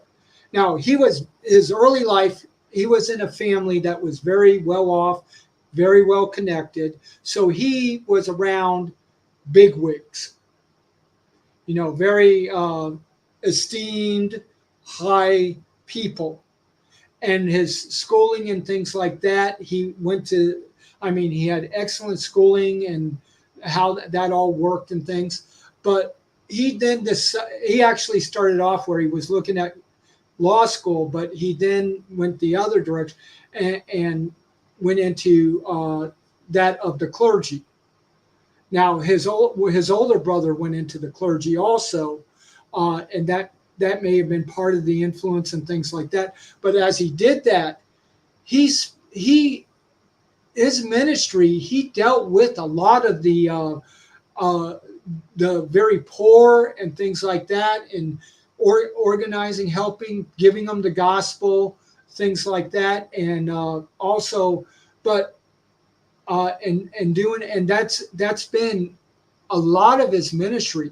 Now, when he dealt with scholars and people who had ability, I mean, he was brutal to them if they disagreed, and would be really fighting and stuff as to, or pointed and different things. Now, but at the same time, when it came to the uneducated, he showed a lot of mercy. He didn't get into a lot, or he wasn't dealing with the fact of dealing with the scholarly arguments and things like that deal with.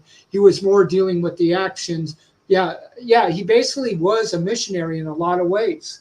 Because again, what he would do is he would once he even afterwards, when he left after he became more dispensational, and he left his area, went to another place to minister and to share the gospel. And he did that throughout his whole life, going to these. And as he went to different places and all, he also had an ability, because Darby probably more than likely was a genius.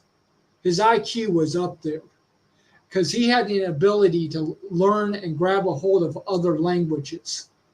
And so as he did that, not only in his own language, but in other language, he went ahead and he made, he went ahead and created the scriptures, or, did with the scriptures and all, and put in writing into that language for people to have,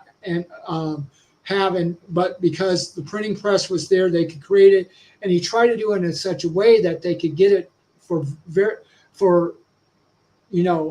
just a couple like 5 cents or something like that, not very expensive. He wanted to keep things very cheap, inexpensive, so that the lay people, the poor people, can actually grab a hold of this stuff, and of course the ones that could read and dealing with this.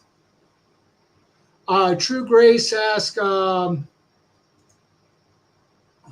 I don't understand why churches are new covenant in their understanding when was the church ever under the old covenant? Well, that's part of the issue, and I will be eventually dealing with this, but that's part of the issue of what's taking place right now. The new covenant, of course, is a promise. The question is when did it actually get started? Some say it got started at the cross. Some say, okay, the new covenant got started at when the church came into the body part of the church started to be put into place. So Acts 2. And so what happened is you have the new covenant coming in, and therefore the old covenant has gone away. You got people like me then that more say, no, the new covenant has not been enacted yet. It won't be enacted until the actual literal second coming of Jesus Christ and the establishment of the millennial kingdom. So the Mosaic covenant is still in existence today. Because again, once the new gets established, that's when the old will be done away. So I will, like I said, I have to work on a paper on that. I haven't started it yet. I do have a book that helped me out, and I'll probably use it and kind of do an overview type thing, because the book is like 300 pages or something, 200-300 pages, and that's just doing an overview, and it's just to do it present it that way would be too difficult. But to give an overview, that's what I'm going to have to do of the different views and things like that, so that people can understand. And that's there are different, and even amongst that is because there are, and then there's another group within dispensationalism that says there's actually two new covenants. There's a covenant which is for new covenant for Israel, which hasn't happened, but then there's a new covenant for the church. And so, but it seems like I don't see the church under a covenant.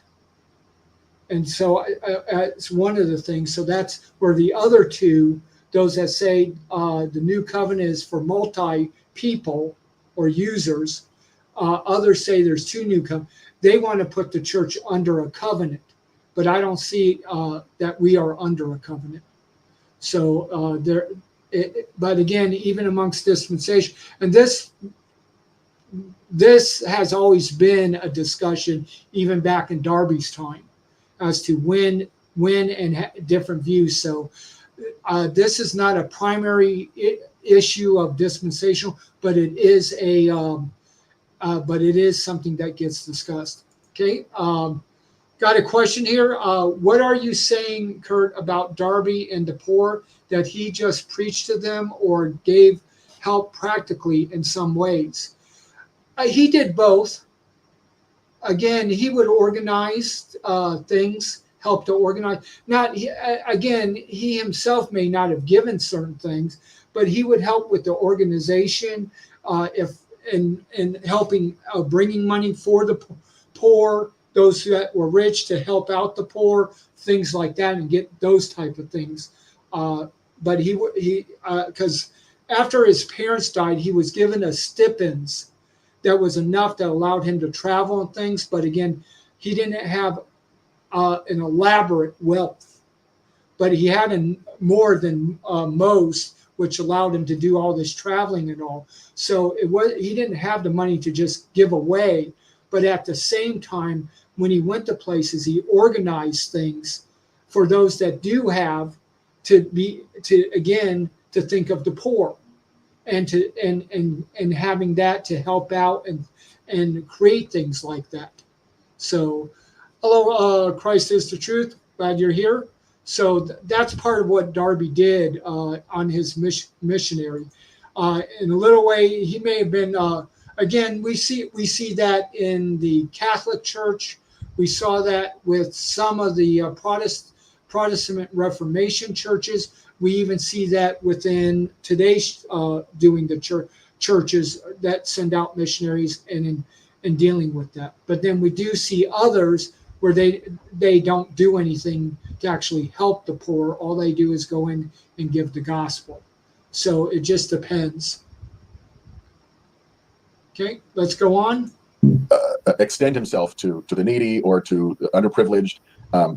But at the same time, he was really a vigorous fighter when he was dealing with an equal. He would lock horns with anybody who, could go toe to toe with him. I mean, the beast came out, sort of the Dr. Jekyll, Mr. Hyde, in ministry context. Anytime he seemed to be ministering to and he also had a social standing, and his family was certainly the gentry class, being an Anglo-Irishman, raised in a castle. I mean, family had even land and in the new world in America, there was all kinds of wealth. They came from a privileged position. So interestingly, he didn't use that as many would think to, lord it over underlings. In fact, he would serve the poor Catholics. I mean, he was just known for his charity toward those who he regarded as lower in social status, but he was a bear to anyone who was equal or higher.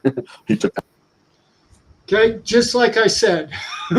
So Dr. Fazio just again backed me up, and but again, I got it from him. I got it from Gribbins. I got it from I haven't got it from what's Wycheck or the other one, but I haven't read his book yet. But in doing that,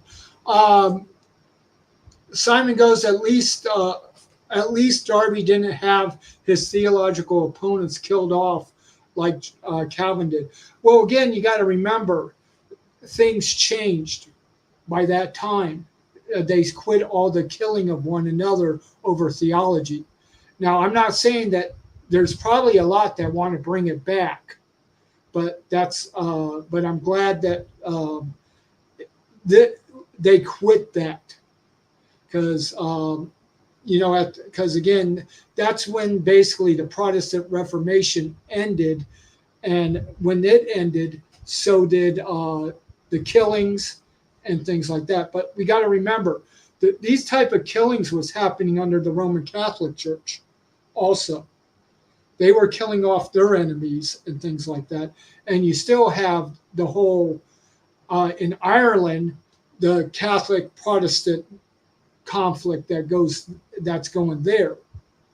And in some places, you still have them where they're at each other's throats and things like that. See if there's any questions here.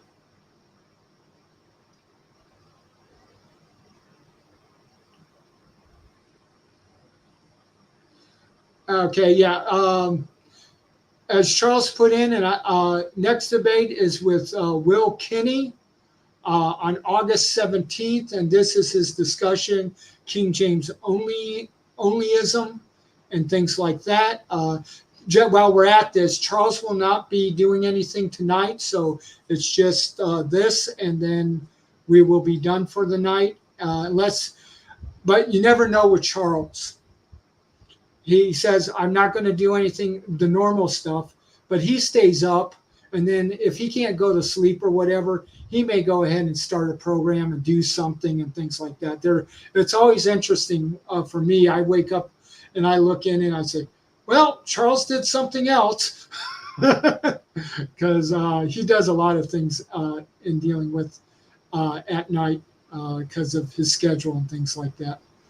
Simon goes ahead and says, Ireland is more complicated by Northern Ireland territorial disputes. Yeah, there's just a lot of stuff in it. I mean, my first, what was it? Again, with you got the flag itself where you have the green is for Ireland, orange is for Protestant, white is for Druidism, which is the three main religions in Ireland. Of course, you have the whole thing of St. Paddy coming into Ireland and then doing that. So again, you have St. Patrick's Day. Of course, that's a day for excuse to get drunk and get into fights, things like that. All these different things that they do. Okay, let's continue on. And the task.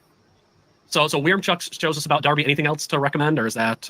Well, I would suggest if you want to know Darby's thought, as opposed to just knowing about Darby himself, there's nothing better to read than Roy Huebner. Huebner is the way for anybody who's wanting to understand how Darby thought. I really wouldn't recommend to anybody who's not ready to commit their life to the study of Darby. I wouldn't really even recommend reading Darby. If you want to know Darby's thought, read Huebner, Roy Huebner. And And Roy Huebner is the one that I am going to be presenting tomorrow. I'm going to start with his 9 overviews of Darby's thinking and stuff, and of where it turns into dispensationalism and in dealing with that. So that's what I'm going to be doing tomorrow. Again, 7:30 Eastern, which is my time, 6:30 Central, and in doing that way. So yeah. And I didn't really know the orange and the white until, what was it, seminary, actually. I was in a church and we were doing this thing, and it was, I guess, for St. Patrick's Day. And, of course, we're all coming in our green because, again, you're supposed to wear green. But another group, or one family came in orange. And it's like, okay, so what's going on here? And he told me, because he is from Ireland, and he told me about, no, orange is for Protestant, green is for Catholic, and white is for that of Druid. Because again, Druidism was the religion before these other things, before St. Patrick came in and in dealing with. And that's where, if you watch a lot of things, especially dealing with, you'll see a lot of Druidism and things. And that is more coming from the Ireland area and others and surrounding that war part of Druidism. So yes, you get to William of Orange. Yeah, you get some history with this stuff too. I'm not the greatest in history, but I do like it. I like to dabble. That's actually the best place to start. It's available online PDF. You can get a lot of his work. It's also available in print. I'll look up the link to that. And again, BibleTruthPublishers.com. That's the Brethren website I mentioned at the very front. That deals with a lot of, they provide a lot of Huebner's books free. If I would encourage you, at least if you are interested in this, do Elements of Dispensationalism, Volume 1, the first 50 pages, and that will give you a good understanding of Darby and his systematized and that of where he does not fit with Schofield, he does not fit with progressivism, does not fit with your mid or late Acts dispensationalist in dealing with that. For anybody who's watching, There you put go. in the description below, so you can find that.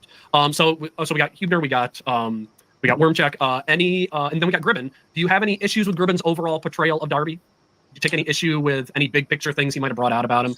No, like I said, there's it's just if you don't understand. So like he really, you pointed this out in your review that he did this kind of a few times. Gribben mentioned that he was Catholic, he was Calvinist, Catholic, charismatic, and catastrophic. And I think that he was kind of doing that along with the Calvinist in terms of soteriology, Catholic in terms of ecclesiology, charismatic in terms of pneumatology, and catastrophic in terms of ecclesiology. So my point is that those are. Yeah, and in our last one, I think it was our last one, with the catastrophic, he was trying to find it where we're keeping with the C's, because if you notice, he alliterated with all C's, and in dealing with that. Maybe helpful labels, but sometimes the labels can get in the way because I don't think that they don't say enough. And he also doesn't leave it there. He leaves those he presents those as headings, but if you don't scratch under the surface, you won't see that Darby, as I think I said earlier, Darby did not. He wouldn't have characterized himself as a Calvinist. He wouldn't have used that label. He would refer to himself as a biblicist, and he even. Okay, got a question and probably fits right in with what we're dealing with right now. It says, where's the modern day Ryrie and Pentecost and Wilvard on dispensationalism? Well, we got again, we have a new set of people that are coming up. You have Dr. Fazio, he in writing the book. You have others that have written other books. And we did discuss it a little bit more at the front, like Discovering Dispensationalism, which Dr. Fazio was a part of. You have other books that are coming out that are more dealing with these things. So we do have a group of people coming. But what has happened is within academic realm, dispensationalism is on the outs right now. So it's very hard for them to get published. They have to deal with other type of publishers. And so in dealing with, they don't get the full scholarly where people really see it and things like that. Also, the fact of that a lot of your churches have moved away from being dispensational. They don't even understand what this being dispensation is. And when you get someone like John MacArthur, who calls himself a hyper dispensationalist, or a leaky dispensationalist. It's leaky dispensationalist. And I put it this way: a little dispensational has leaked into his covenant theology, because he's more of a covenant theology overall than he is he's more of a futurist, because he, again, seeing a distinction between Israel and the church, therefore creating a future but it's not that he really is a dispensational, in my opinion. Now, again, the school may be, but John MacArthur himself is not a dispensationalist, because again, end times things is not always the key thing. The key thing of dispensationalism is dealing with the administration and what is exactly happening, and in dealing with that, it's not just being focused on end times and even the millennial.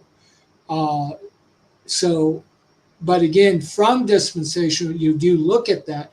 But if that's all you're looking at and you're not looking at the other things, you really aren't presenting yourself as a dispensationalist. You're presenting yourself as a futurist.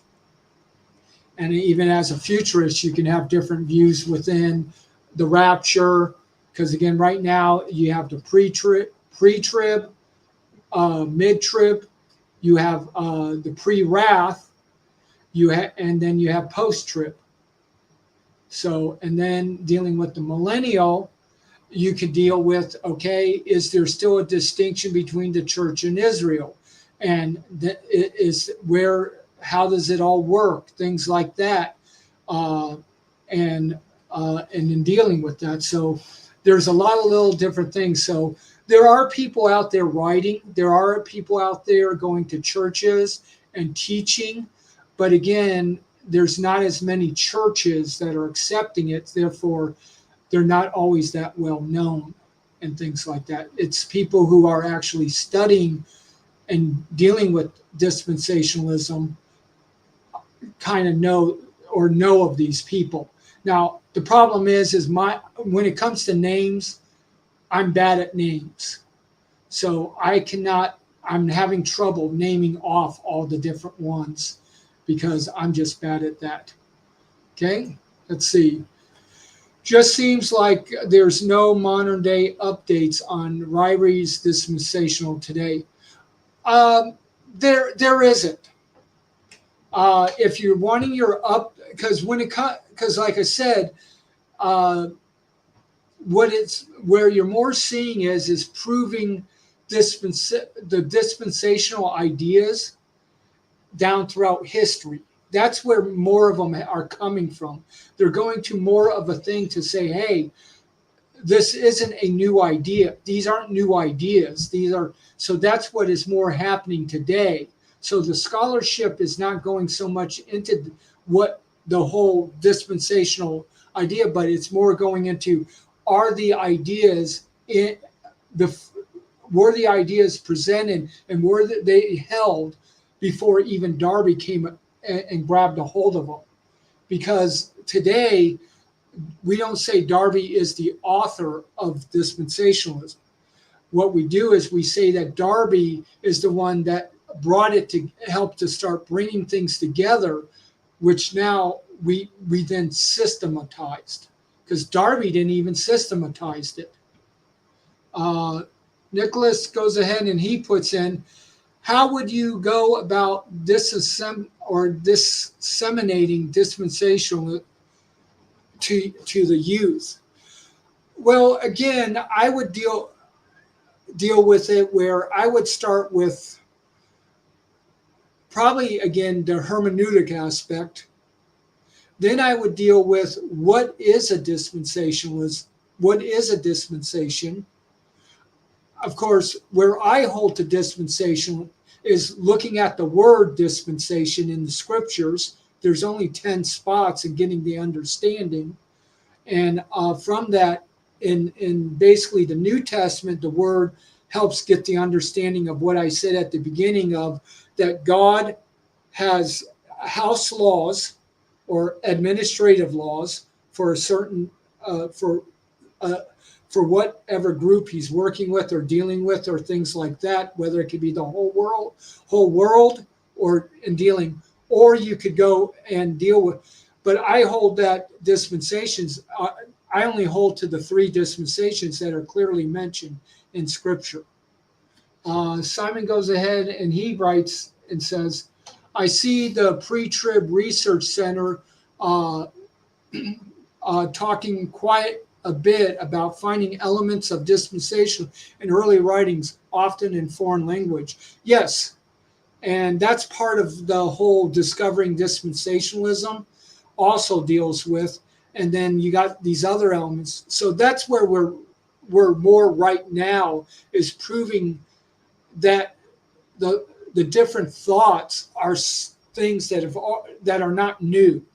See, everyone, what's happened is a lot of people are saying, well, your dispensationalism is only 200 years old.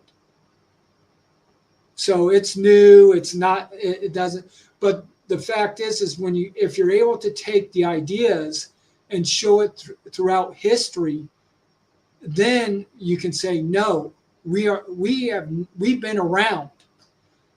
We've been from the very beginning. Also, the different ideas being talked about and things like that. It's the same way with like free grace. You have Augustine in one of his books that he wrote about a group that he thought was heretical, that believed in when a person is initially saved, they're saved forever. Where the majority of the church, and especially in the majority of where the church did, they always held to some type of perseverance. It hasn't been until recently that, from Calvinism, you have the once saved, always saved first, but again, that they're only talking about the true elect. And then later you have the actual more coming in, which is eternal security, which goes more into free grace. And then you have free grace coming up. So the ideas have been out there. It's just never been widely accepted. And it's still not widely accepted in doing that. Okay?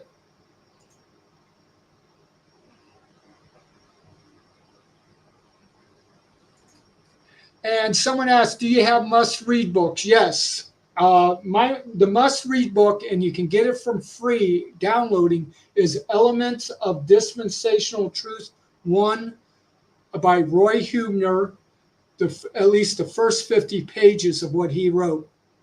If you're wanting more of the Scofield understanding and things like that, Scofield wrote a book. I can't remember what the name is. If you want Ryrie, you got his dispensational book. You would get that, but it's more of a regurgitation of Scofield. So if you just want to get one, I'd get the Ryrie one than any others. Again, this will give you the different understanding that is out there. Again, the Roy Huebner one is more of where I more lean to in a lot of ways in understanding. So, okay, let's go ahead and see about going a little further. In his writings, points to areas where he would differ with Calvin, or even much of what is Calvinism would differ with Calvin, his reading of Calvin. So, I think I've got a quote here. I think I told you, on the presence and action of the Holy Ghost. He said, let me see, those who led by the Holy Ghost have searched the Word, have, while following the Word and the principles and truths that Calvin himself found there, found themselves outside his system in several particulars. They follow the Word and not the system. I mean, in other words, he's not trying to follow a Calvinistic system. He's trying to follow the Word, and that lends itself toward what I'd said earlier about a predecessor of Darby's, John Walker, another somebody in a very similar situation in Ireland, in Trinity at the time when Darby was a student there, and he made the statement of, I don't read Calvin, but I'm frequently accused of holding to his ideas. Yeah, the thing is it would be nice if the Reformed were a little bit more lenient like they used to be, because they did have people who were considered Calvinists, but they weren't agreeing in every point. One of the things one of the key things is dealing with the phantom covenants that covenant theology puts out, which is the covenant of works and the covenant of grace, and then some will do the covenant of redemption, but most hold to the first two. Basically, what happened is Darby actually denied the covenant of works. He accepted the covenant of grace. See, I deny both because I don't see either one of them in Scripture, because the Scriptures clearly say what is a covenant, and you don't ever find a covenant called the covenant of works or the covenant of grace. That's why I call them phantom, or you could call them fake covenants, because it's just not there. I know they have the verses, and they try to say, well, this verse, this, but it never says it's a covenant. And because of that, that's why I would say it's a phantom covenant. They and their whole thing is based on that. And since it is based on that, it's started on a false premise. Okay. Simon writes, I don't hold out any hope for anything from Reformed Brethren. It's more like a cult to me. And there, for the most part, I agree. But those that are truly seeking and things like that, and doing elements of dispensational truth by Roy Huebner. That's RoyHuebner. You can find it again at. Give me a sec here. You can find it at presenttruthpublishers.com. And like I said, it's a free download.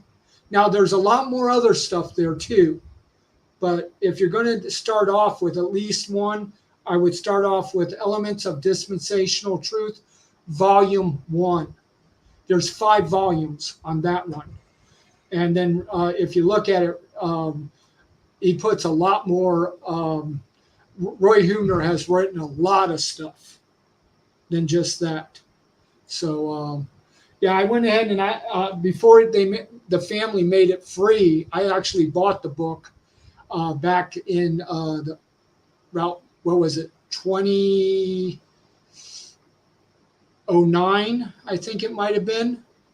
And now they have it free. I'm like, man, I wish I could have got the free.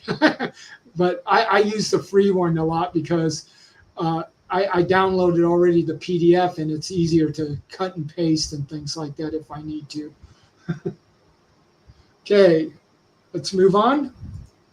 But that, just recognize that we're taking an exegetical approach to Scripture. That's what we're doing. Now, Calvinists have since systematized, just as dispensationalists have systematized dispensationalism, and then we look back on it and say, this system of dispensationalism is not what Darby taught, and I think much of the system of Calvinism is not what John Calvin taught. So I guess you would probably say the overall issue with Gribben would not be actually what he wrote in the details, but it would be maybe somebody taking those headings and being like, oh, I already know what those headings mean. So I know how to define Darby, and not looking at the details. Right. Yeah. And even the presentation, I mean, is very spot on in everything he says, but he's also pushing back. So bear in mind, right, I mentioned earlier, mischaracterizations of Darby are that, a common one, soteriologically, one of the biggest mischaracterizations is that he was heretical in his soteriology. The Darby soteriology, that he believes in different ways of salvation for the different peoples of God. That Darby bifurcated the peoples of God and said, this people get saved in this way, and different people get saved in this way. He didn't draw out any, and there was, I think, perhaps a missed opportunity, because I would have tackled that head on. And of course, I think he knows that I do tackle that head on. So he might have saved that for me to make that clear. But there are numerous places where Darby refutes that statement. He makes it abundantly clear he does not hold to that position. I think now that you said that, I think one, I don't know if long term it would not matter, or maybe it's just in the moment, but it does not seem like Gribben explicitly was interested in saying, here's mischaracterizations, I'm going to correct them. He was more just presenting Darby and then allowing that naturally to take care of it. That's right. And I and so I take a very different approach in my presentation of it. I like to say, because again, and that's the thing is, Dr. Fazio is a dispensationalist, so he's looking at different things too, where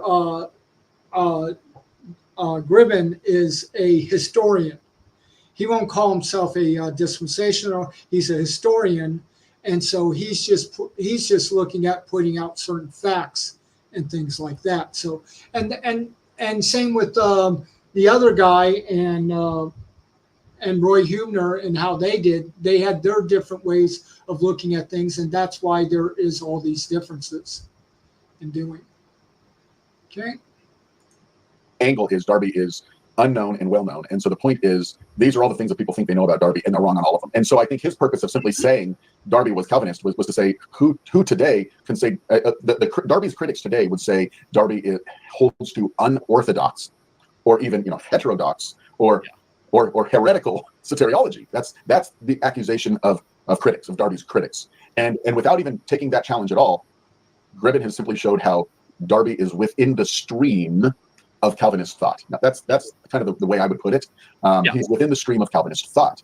Now, I know today there are 5-point Calvinists that would call 4-point Calvinists non-Calvinistic, and so on and so forth, right? So you realize that the system takes a life of its own, but in fact, it's absolutely orthodox soteriology, and that's his point on all of those. Now, I mean, charismatic.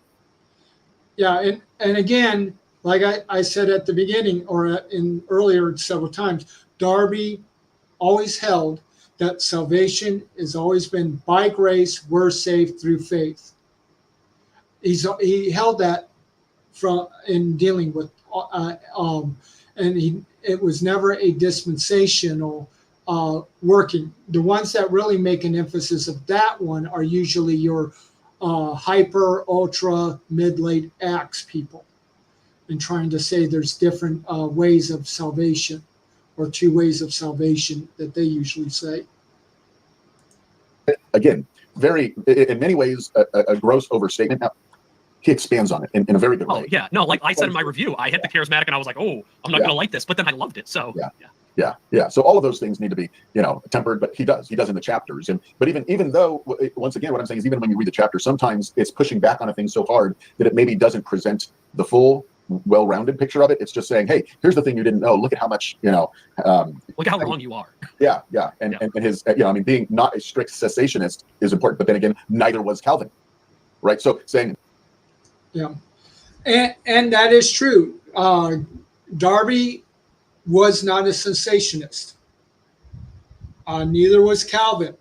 The fact is the cessational idea has only been around for like 100, 120 years.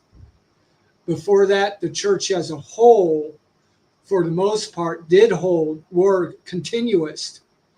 Now, with doing this book, what is it? 2,000 Years of Charismatic Christianity by Eddie L. Hyatt. He goes through showing a lot of the different things of when some of the gifts, sign gifts and things were used. Again, he doesn't really decipher if it was really true or not. But Darby would, where a lot of people accuse that he got the rapture idea from the girl that was speaking in tongues, flopping around. He actually went to that thing, saw what was happening, and he came away and said, this is not of God. This is not the this is not the gift of tongues.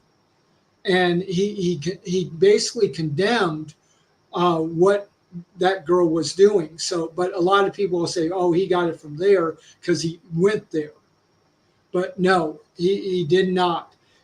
But he also, as with a lot of, and what influence is because he saw that the church was ruin, the ruin of the church, that when you're dealing with how the church is, we don't have the gifts for the most, or we may not have gifts in different areas.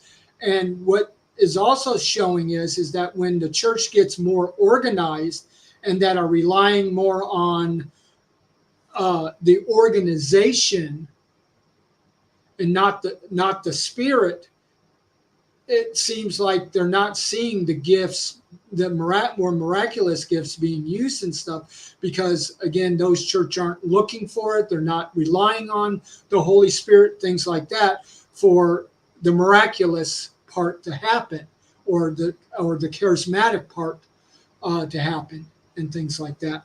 So again, when dealing with that, that's another issue of dealing with. Okay, Simon wrote, I think dispensational needs a Lotus type treatment. Maybe you should come up with an acronym for it. Nope, will not do it. I do not like the whole acronym things. I don't even care for the Lotus part. again, it's still too Calvinist. It's relating to and doing that. And the reality is I don't think we can, because we really don't agree on the foundations enough to create it. So that's one of the things. But I understand having something more simpler to say this, and this. But dispensationalism is a lot more complicated and not able to really do that. But the one thing we do have is charts. We love charts. And in fact, I will be showing some charts and things like that tomorrow in my presentation over Roy Huebner's understanding that actually Roy Huebner did, to kind of give us better help of understanding the basic overview or principles of where Darby was thinking when it came to dispensationalism. Of course, he never held the term. He never held him as a dispensationalist.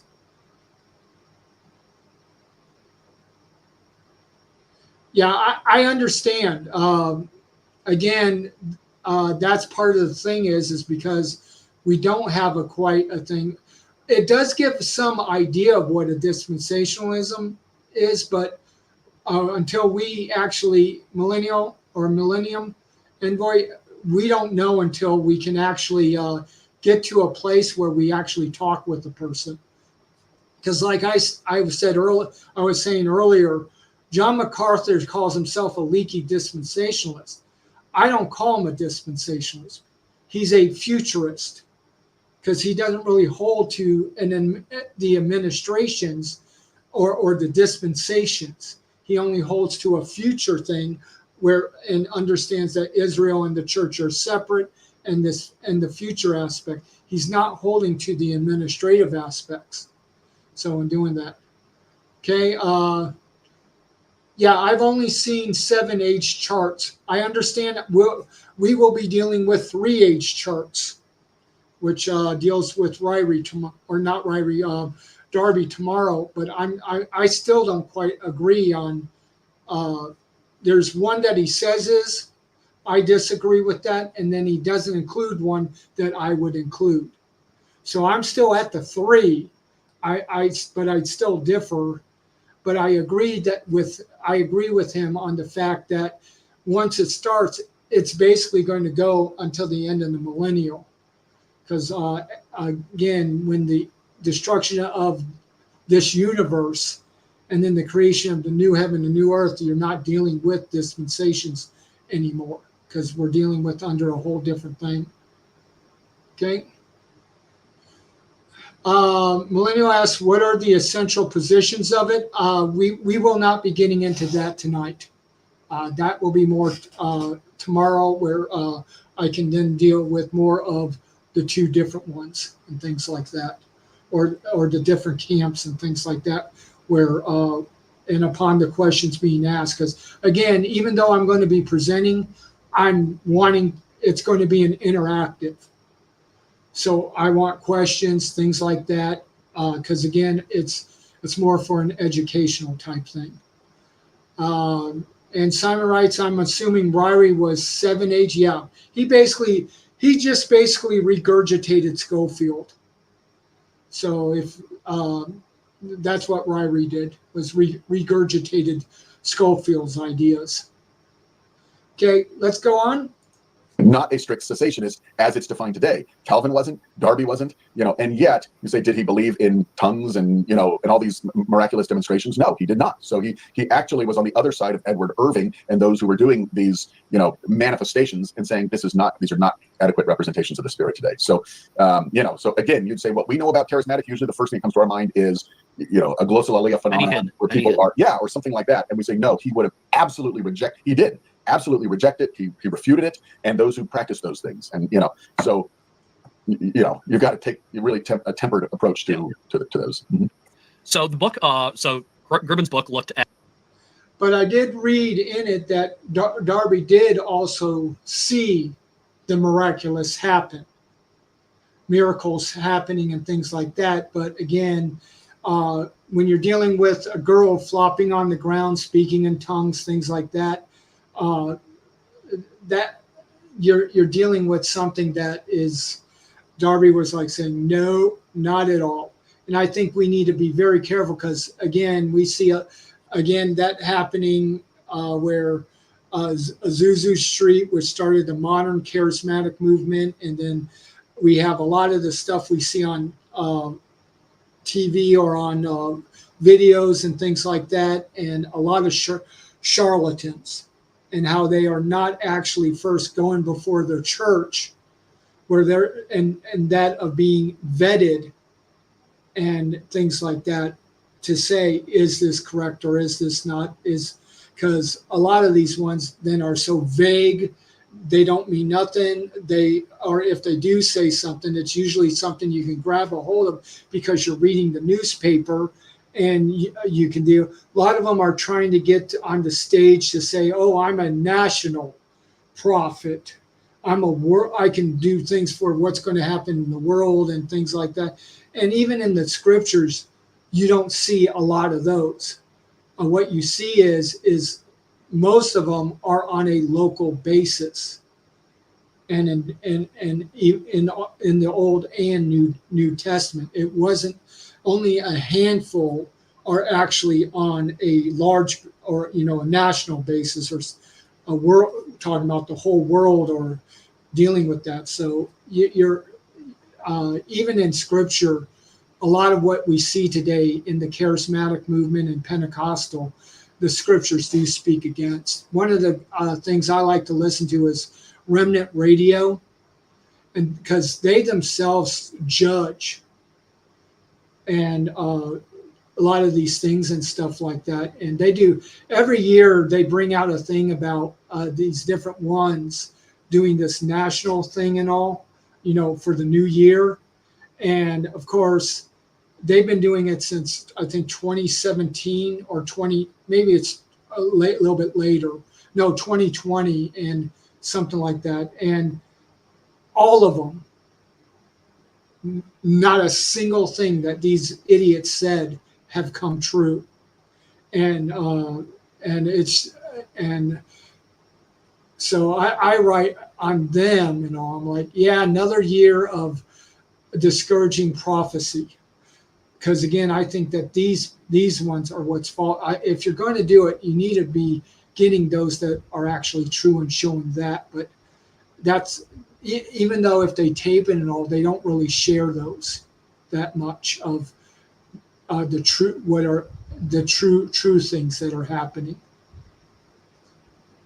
Yeah, false signs make merchandise of people. Yeah, a lot of it is about getting money. I agree. Okay, let's go on. At 4 areas of theology, as we've said.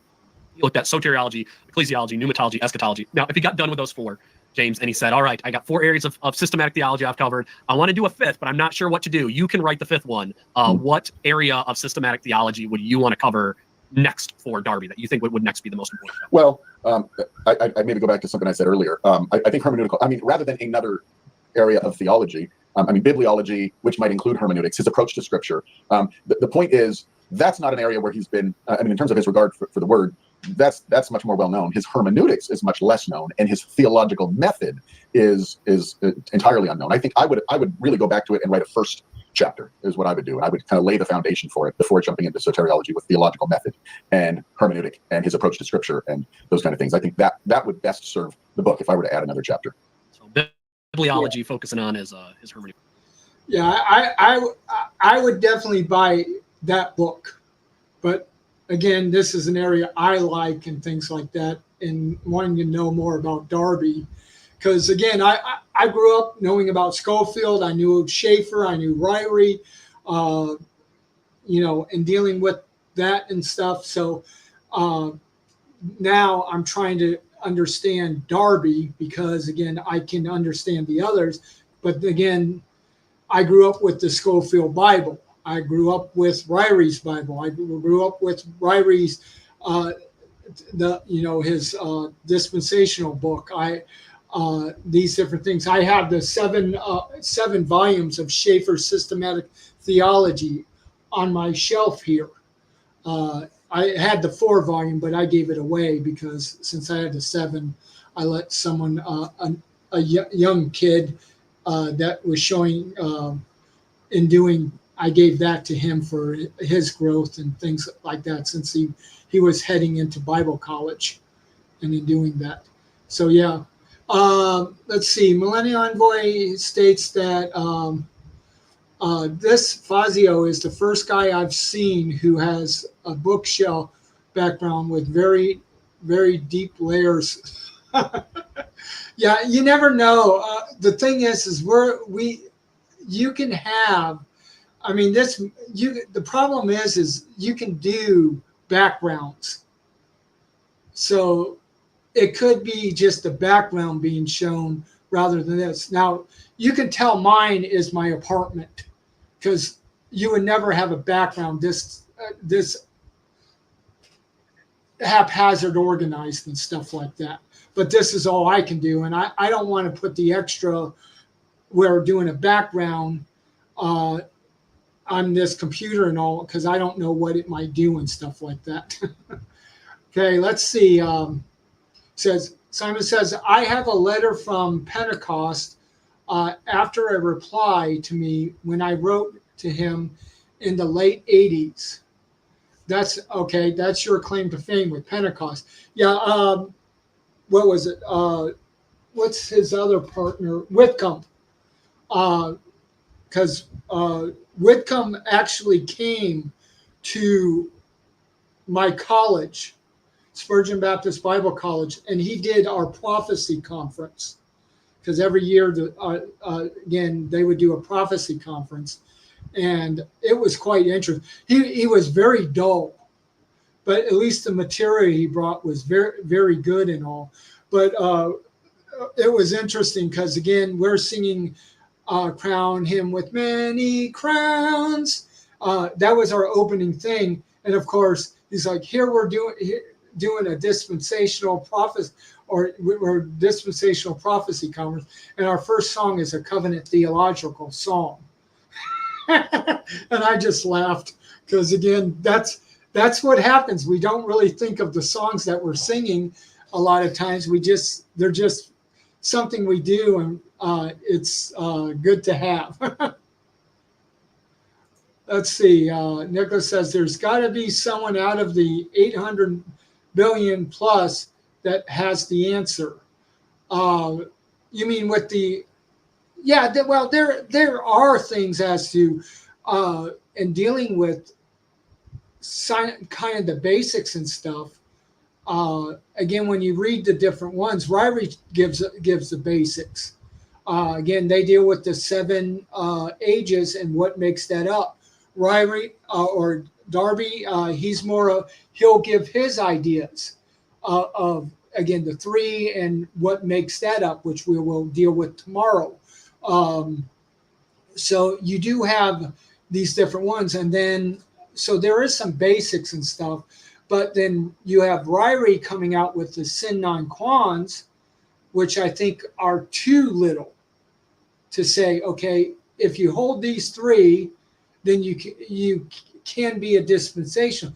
I don't think that's the answer either. I think you do need to hold the fact of some other things besides what the Sin Non Quans stated. So let's go on. Hermeneutic, yeah. Yeah.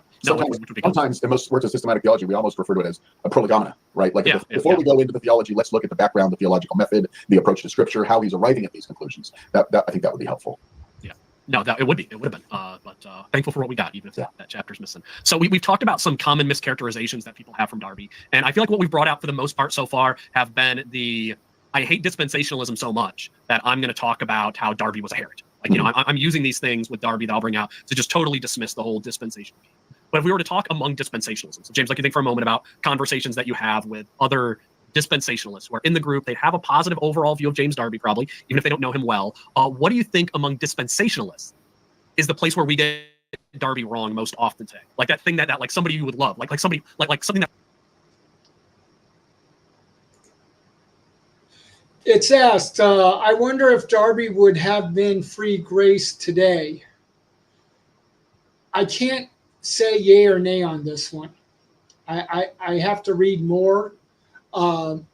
Again, I think a lot of, because again, you got to remember in free grace, we do have Calvinists, but they change up things. And I would have to even deal more with that of what did Ryrie changed up when it comes to his actual gospel message. Now, under this book here, it more dealt with the idea of him being a Calvinist, not really the message he preached. So I haven't come across the clear thing that said what did he actually preach in dealing with the gospel. So I don't know if he would have really fit in with free grace, or if he would have, at least in different way, in some ways. Overall, he probably won it, because again, he didn't want to be a part of any organized group, things like that. And then, of course, free grace has moved over now. And if he, so he probably would ostracize us just because we're a group. But I don't, again, I would have to look and see more of what's going on with what he actually preached, because I haven't come across that yet. I'm dealt with his dispensational, but I haven't actually seen anything of to what was his actual gospel message. Okay. I have Hudson says, I asked Fred, which was a guy who up further, what was it, from Fred Sanders, a Biola professor who studied and written on the Trinity, goes ahead and said, this is from up above. He says, know if any dispensational writing a book on the doctrine of the Trinity. He told me he knows of no book on Trinity written by dispensationalists. And there may not be, but again, that doesn't mean we don't hold to it. We would recommend those books out there. So we may have seen that, okay, we're not going to deal with, or someone's not interested in writing that book or whatever, because there's already good books out there. And that's part of the whole thing when it comes to writing and stuff is, are you going to deal with something where you could just reiterate what's been said, or is it something you can bring differently? And if you can bring it differently, then you might be able to, but a lot of people are, then you can get published. But again, a lot of people want to write stuff and get published and hopefully sell a lot so that they can actually make some money. But a lot of your professors in schools will write stuff because they have to be published, but they're not going to do it for the money. They're going to do it for their, but for them to remain a professor at a school or something like that. Okay. That maybe somebody like Corey Marsh would say about Darby, and you'd be like, "Oh, Corey, yeah, that's not quite right." So, somebody in our camp that would get something wrong. Where do you think most often people get things wrong about Darby today? Well, Darby's dispensational scheme was entirely different than what we imagine as we, the charts and everything like that. The successive dispensations of, one ends and another one begins is not at all the framework that Darby was working in. You might say concentric dispensations for him, or parallel dispensations. He had a dispensation of Israel that was synonymous. It was going on at the same time with the dispensation of the Gentiles. And by that, I mean like the Nebuchadnezzar's image. So in other words, when we talk about two peoples of God, we often hear, two peoples of God in terms of criticizing. Okay. And even with this, Dr. Fazio and what he's mentioning, the problem is Darby will use the word dispensation, but it's used with different meanings. And that's part of what needs to be understood also. Because again, when he's talking about, there's certain, again, when it comes to dispensation, Darby more hold that the dispensations was for Israel only. But I don't hold to that myself. But then also he used the word dispensation as with other things, but not really dealing with the idea of what, what actually dispensation is, like dispensation of government, dispensation of the Mosaic law, dispensation of the millennial kingdom, that type thing is in dealing with. But then what he's talking about is the Gentiles. You have the times of the Gentiles, and I'll kind of show that tomorrow also, which is not a dispensation. And there's areas I'd like to see more that I haven't with it, that Darby does not answer or have not seen answers on. So again, I have to go beyond or disagree with areas and things like that. And so it's just the reality of dealing with these different things. Darby, Israel of the church. Well, Darby also very much accounted for the Gentiles and the Gentile dispensation, not as the church, but as the church being neither Jew nor Gentile, but a new creation. So now you've got a third people, which never comes into the consideration of dispensationalists today. What about God's program for the Gentiles? And dispensationalists would almost to the man wrap that up with, well, the church is the dispensation of the Gentiles. No, the times of the Gentiles, goes all the way back to Daniel's image, the successive kingdoms. God was dealing with the Gentiles in a way distinct from the Jews, and then the church being an altogether different thing, which is why Darby ultimately doesn't even regard the church as a dispensation at all, which is, so you realize his scheme is very different, and his perception of what dispensationalism is quite different than what dispensationalists do today. So this is and that is true. And like I said, tomorrow we'll be discussing more of that and focusing really more on what he's saying here. And again, I have to do what, like with everyone, I have to look at it, glean it, and say, okay, what can I see is actually scripture? What do I not see that is not scripture? What brings conflicts, things like that. And so again, it's a matter of, and that's why I can say there's things I agree with, things I do not agree with when it comes to Darby. And when we deal with just the overview, I'm going to deal with some of those areas and basically show my understanding. But then, like I said, I could deal with maybe even Schofield. I can deal with Ryrie and sharing some of those things. This is something that caught me by surprise in the book when Gribben said that the church wouldn't be a dispensation. Yeah. What would Darby say it is instead of being a dispensation? Mm-hmm.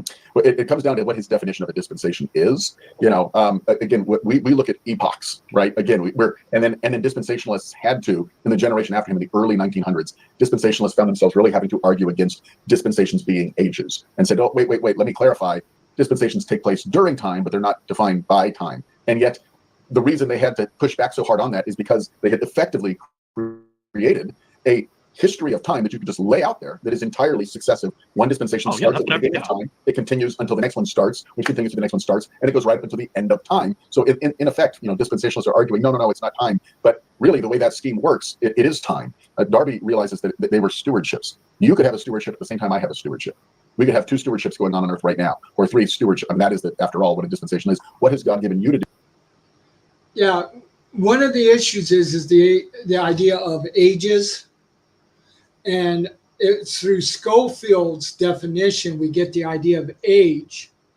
And so I kind of agree with Huebner and all, and we're going with, I just basically then say it's Schofield's dispensational is more of an ageism scheme.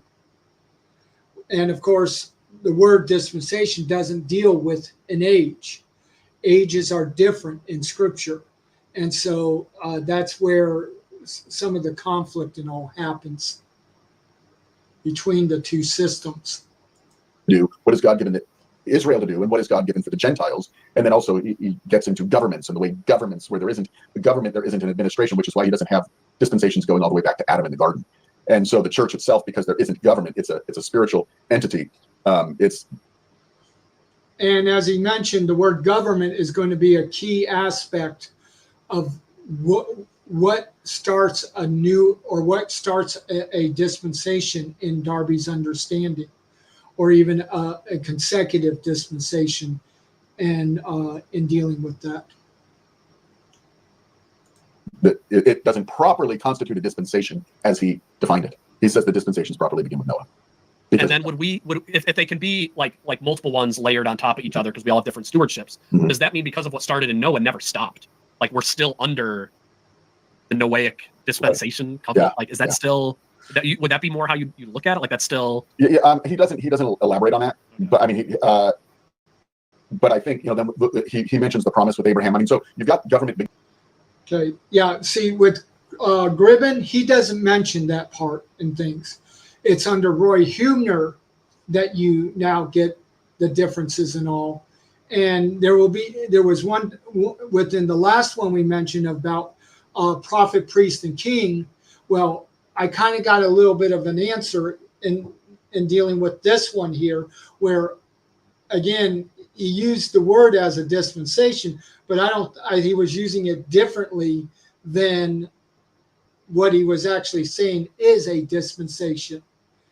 So again, like I said, Darby, you had to really study and try to figure out what definition of dispensation was he using. Beginning with Noah and promise with Abraham, but you're right. Any other dispensations would say it stops with Noah. Well, why on earth would it stop with Abraham? Why would it stop with Abraham, right? I mean, government continues to the very end. So that does show, and he doesn't outline that. He doesn't exactly explain that, but he certainly doesn't suggest that it stops. He just says that a new one begins. And so I almost picture this aged Irish guy, like if Darby came into one of the churches and we were talking about the 7 dispensations, and if somebody had a chart on the board, he'd walk in and be like this curmudgeonly old Irish guy, like, you're getting it all wrong, and he's going to tear it all. That's probably a terrible Scottish accent instead, and he'd just rip it all down and be like, this is the worst. Like this isn't you don't got it right at all. Like is that kind of what he'd probably be like? Totally. But beyond that, he would be, I'm sure, tremendously troubled that we're bothering with charts right now when the church is in such a mess, because that's really what he cares about, is the testimony of the Spirit on earth. The fact that his and Crawford points this out. I mean, North America really picked up on his dispensationalism more than I mean, his ecclesiology with the brethren continued overseas, but over the British Isles, but over in North America we pretty much rejected his ecclesiology, rejected his pneumatology. We basically just grabbed a hold of his eschatology. That's it, and just stamped it, imported it, and that is true. But when you deal with going into England and some of those areas, they actually know more of Darby than us the American church today. The church in those areas know about Darby today than more about him than we do. But again, I think that has more to do with they're closer. Still, the ideas are still out there a little bit more and working and things like that. That would trouble him to no end, far more than anything else. The fact that we're even caring about eschatology and we don't care about the church and the Spirit and the testimony. So obviously, if you're an independent church dispensationalist, Bible church, Baptist, whatever, if you're an independent church dispensationalist, you believe in the ruin of the church like he did. Like I think that's one thing that's still today. Like we're all like, the church is not going to save the world. We're going to need Jesus to come and do what we can. And we're not in a denominational structure that's cutting off other people. Like anybody could join one of these independent churches. Where do you think Darby would say we went wrong in ecclesiology? I would think he would say we got a lot right. Yeah, no, I don't think I think if there's a pastor leading that church, he would say you got it all wrong. Oh, he would, wouldn't he? He would. Oh, yeah. Because the Spirit has been displaced by the pastor. Yeah. He would. So that's really important to him, and we don't even think. And because again, a single pastor, you never see that in Scripture. Also, when you deal with the idea of elders and elder bishop, what you're dealing more with is teachers, overseers. So you're not dealing with how we have it structured like today, where it's one person getting up and just doing the speaking, and having the service structured like we have today. It is an allowance of going back to 1 Corinthians 14 and allowing 2 or 3 people, then maybe testimonies, other things, singing, and more of allowing for a leading of the Holy Spirit to work and things like that, rather than a structured time of, okay, now, how we start everything where, okay, we start with an opening song. We now do our prayer. We now go ahead and sing again. We go ahead and we sing again. We make our announcements. We now do our offering. We sing one more song. The pastor gets up and preaches. We go ahead and he gives an invitation and we sing a song for the people to come forward. And then we go ahead and close in prayer and have everything structured. Darby and really was in fact of saying this is part of the problem is we're destroying the work of the Holy Spirit by being so structured. We're not allowing him to be a part of our service and for his leading and working to be done. And I will agree with that with him because I look at the way our structure is done. It loses out on a lot of things that we are supposed to have as a church, especially in our corporate worship. Think of that, I know it's in the book, and I totally forgot about it. Again, his idea of the ruin of the church was such, and that's the focus of my research is his concept of the ruin of the church. It is to such a degree that he even rejected the appointment of elders. I mean, who would even conceive of that, right? Like we say, that's obviously instead of an executive pastor or a congregational model, a plurality of elders and deacons is God's government for the church as prescribed in the New Testament. And he would say, yes, but those elders were appointed by apostles or apostolic delegates. There was no succession laid out. So who should be appointing elders? And he says, because there's no one around to appoint the elders. In other words, elders don't appoint other elders, or churches don't just create, and start appointing elders, or as happens in most places, somebody, with an enterprising young man says, I will be an elder, and then starts their own church. I mean, he would say that is called a sect. You are now calling yourself a church and meeting on what basis? The minute you have defined yourself as a church as distinct from the church next door, you have formed a sect, with its own body of membership and its own, so he had a very, very different view of those things that would just, and that's where I really didn't like Darby, because I feel like if you did practice fully what he taught, and I think I said this specifically in my review, you would just be a personality-driven church. Whoever had the strongest personality in the church would dictate it.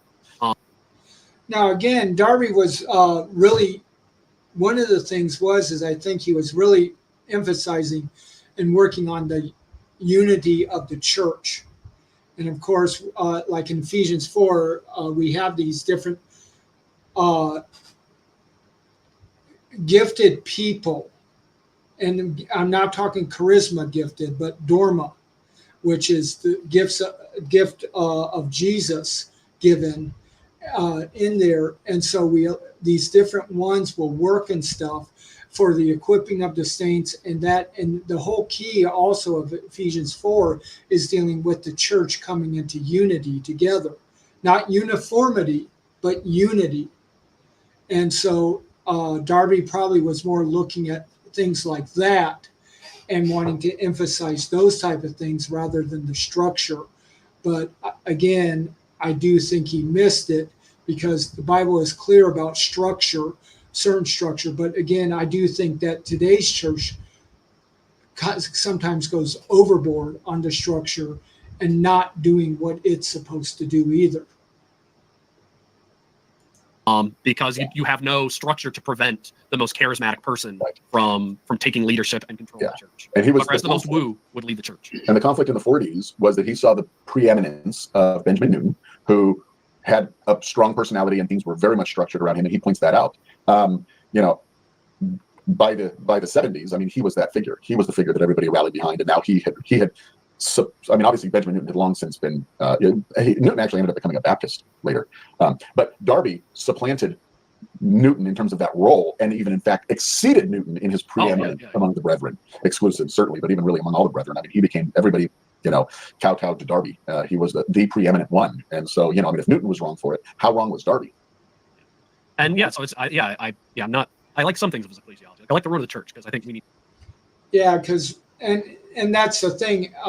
As a result of Darby wanting certain things and it being certain ways, he himself, it was like 4 different times, created a split where he left and restarted. He ended where within in his life unfortunately, everybody he knew, he separated from, except for one because that one passed away.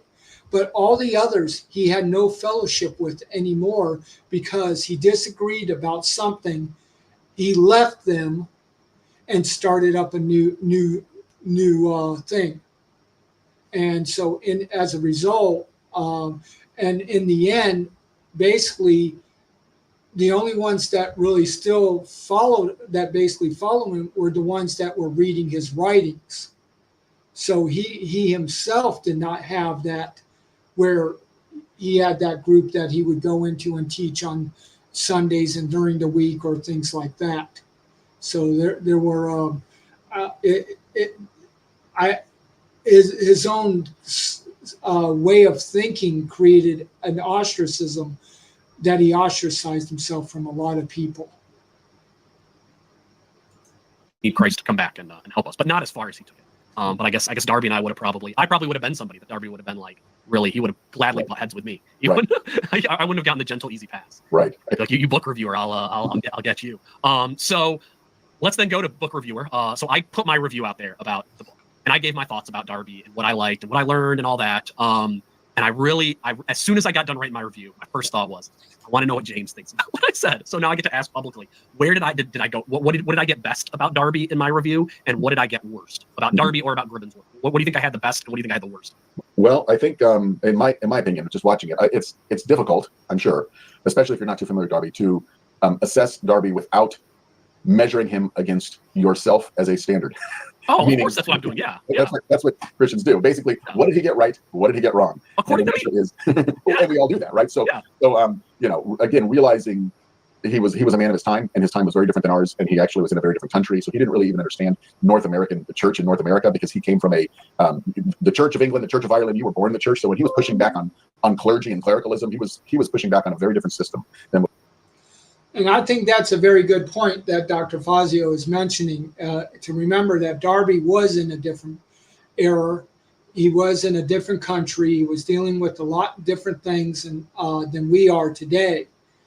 But again, I still think that we can grab a hold of truths and things like that, and we can see how probably some of the things that he has done is still affecting us today because of his teachings and things like that. What we have, where everybody in the country is born into the church, baptized into the church. The idea of separation between church and state, he argued for. That was one of the biggest things he was championing, separation of church and state. Well, we had that in America, right? America was founded on that. So he was pushing back on. So there's just so much different that it's always difficult when you're looking at a historical figure to assess them on our conventions and our values and things like that. So, he was a man of his time, and he was fighting back against things in his time. And I think. And we always need to remember that when we're dealing with people in history. What was it? I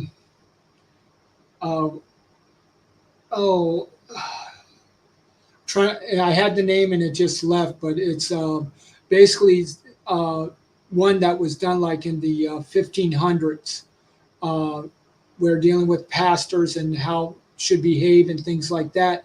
And I had to read it in seminary, and I thought it was a very fascinating book, but I did not agree with a lot of things. But I also looked at the times that he wrote that book and understanding, and so he was actually ahead of his time, even though I didn't agree with some of the things that he stated.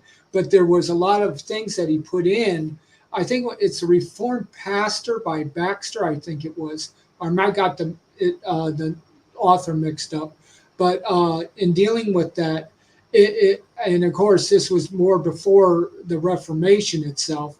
But so we're not dealing with that. But you just have to understand the times that one of the things, and that's one of the things we deal with within Scripture itself, as taking the historical view, as we try to find out what is the time and what was being said and things like that during the when a certain book was written. Now, this does not mean that the culture really is what's always influencing what is being written. Because you take like with Paul, he changed up words at times. And so you might say, hey, the culture did it this way, but Paul is not speaking that way. And when you read and you start reading it and reading the different ways, where you start understanding that Paul is saying something a little bit different than what the culture was saying. It's the same word like church. Church just means gathering, but when we deal with more in the New Testament, it referred to an assembly, yes, but it's referring to a specific assembly, which we call the church. So you have to always, again, when you're dealing with people in history, we got to get it into context. But I think that's the same thing with us today. We got to find out what the different contexts a person is in. Are they from another country? Are they from another state? What is their background? What have they've been dealing with? Why are they coming up with or saying what they're saying? And we need to be a lot more open and things like that to more figure out where are they coming with their idea rather than always jumping on people about their idea. To this day, the church would be in a much better place if we paid a lot more attention to Darby. And I do not mean by that, and I would not call myself a Darbyite. You know, I've never been associated with the Plymouth Brethren in any way, but I believe that his voice, we need to pay a lot more attention to it. He has a lot more to benefit the church than the church has gained from his wealth of exercise in the written word. And you know, I mean, and it becomes really easy to dismiss someone because of their errors. But if everyone's dismissed based on their errors, then we're all dismissed. Who should we be listening to? You know, so I think. I do have to admit, I was part of a Grace Brethren church for a couple years. I never became a member because I would not get rebaptized, and because they hold to a tri-immersion. But they were the best church for me that I could be a part of in doing. But even though I was not a member, they allowed me to teach, to preach, to do different things in there because they knew where I stood and all. And it really became, I mean, it was basically, even though I wasn't a member, I had a great time with them. And we had a great time of fellowship together. I think everyone would do well, the church would do well to pay a lot closer attention to Darby's research and writing and his ideas.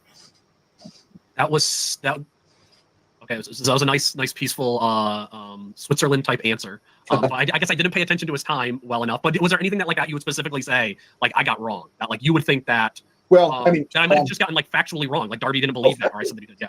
No, except that again, you know, I mean, I think your pushback on his Calvinism, your pushback on his, you know, it's understandable that I mean, I think I don't know exactly where you're at theologically, but my guess is that many, if you believe in divine election, individual, personal divine election, you know, some don't. I mean, free grace. Some believe in corporate election. If you believe in eternal security, I mean, Darby was huge on eternal security. So right. Yeah. So I mean, the point is, it's very possible that by the critics, you also could be called a Calvinist. You know what I'm saying? I mean, no. Yeah. So, I do think that one point that I've learned reading some of the older people Mhm. is that we've tightened the net, maybe if the right word to say, over the last 75 years, as far as narrowed what a dispensational is, narrowed what a Calvinist is. Mhm. When it was much looser and broader for a lot of those terms Mhm. before, you know, the 1930s or whenever they decided to start making those more narrow. Because it is surprising sometimes when I read some views of older Calvinists, like, wow, you would have really believed that. Like, you know, because I wouldn't put you in that category. For instance, Larry Pettigrew, who's with the Lord, but his book Forsaking Israel, he's got a couple of like sermons by some Calvinists, and it's like I don't think any Calvinist could say what those sermons said today and still be counted as a Calvinist, but you could back up. And that's one of the amazing things is how Calvinism in itself has changed and become more rigid and things like that than maybe even before, and dealing with and allowing for a broader understanding and allowance and thing and in dealing with that. But again, I think as the church is going on and further, we're allowing, and we're becoming more carnal. We become more sectarian, basically like 1 Corinthians chapter 3. I'm of this, I'm of that, I'm of the other. Rather than allowing for instead of looking for unity, we're looking for uniformity. Everyone come into the same, look like the same, different, and therefore you are now a part of our group.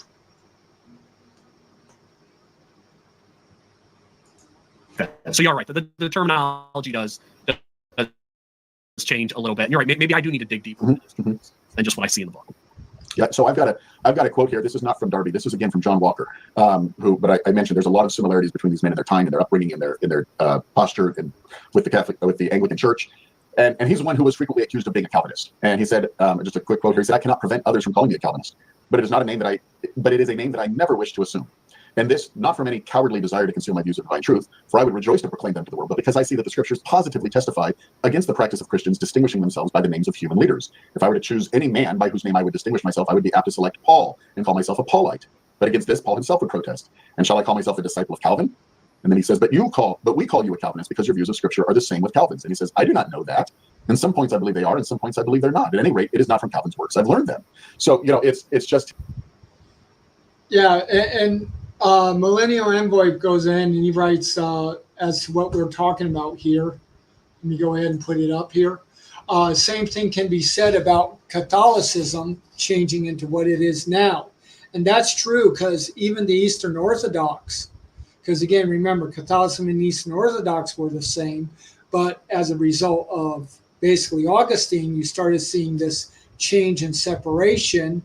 And because again, the Eastern Orthodox did not follow in the Augustinian tradition of total depravity, original sin, infant damnation, things like that. They've been staying with what the traditional church of the early church, and they've kind of stayed that way. Where the Roman Catholics, they started doing a change up, and then of course, even with the Protestant Reformation, that created a change up, and then with the afterwards, you have your other change ups, and of course, today you don't know what the next pope is going to do because you don't know what this pope is going to do, because they're now changing up a lot of stuff that the church was against, and they themselves are getting further and further back to their being even more corrupted in the lifestyle of this world. But you can say that about Protestant churches also. I can't really speak to Eastern Orthodox because I don't know a whole lot about it as to its history, its changes, and things like that. But I'm sure that even though they have their more sticking with their, they had to change and grow in different type of things, but they probably have changed the least, the Eastern Orthodox. I think that is very typical, and I think that would speak to Darby very much in the same way that people in that day were putting that label on him, and of course in this day people don't put that label on him, but it's saying, hey, within his time he suffered and was accused as a Calvinist at a time when it was not a pat on the back. It was actually to show how discordant he was. It was an accusation against him, and the same could be said of Darby. And so I think the point that Crawford is making is he's saying, hey, this guy was completely in line and would be embraced by Calvinists today, but at the same time he would completely distance himself from the label, from the system, from many of the things that Calvinists have built upon Calvin, just in the same way that, like I said, is really unrecognizable from Calvin's own teachings, just as the way the systematization of anything becomes so much more rigid and in fact almost no longer even reflects the views of the founder. We've already seen that with just Yeah, the thing is today's Calvinism would definitely be against Darby. Maybe not so much of his soteriology, but again, because of his understanding of the church with dispensational, which goes against covenant theology, which is more where they hold to. And so I would, even of that day, there was, I know like Charles Spurgeon very much disliked Darby. He did not care for the dispensational understanding and things like that. So Charles Spurgeon, which was one of his contemporaries, really did not like Darby at all.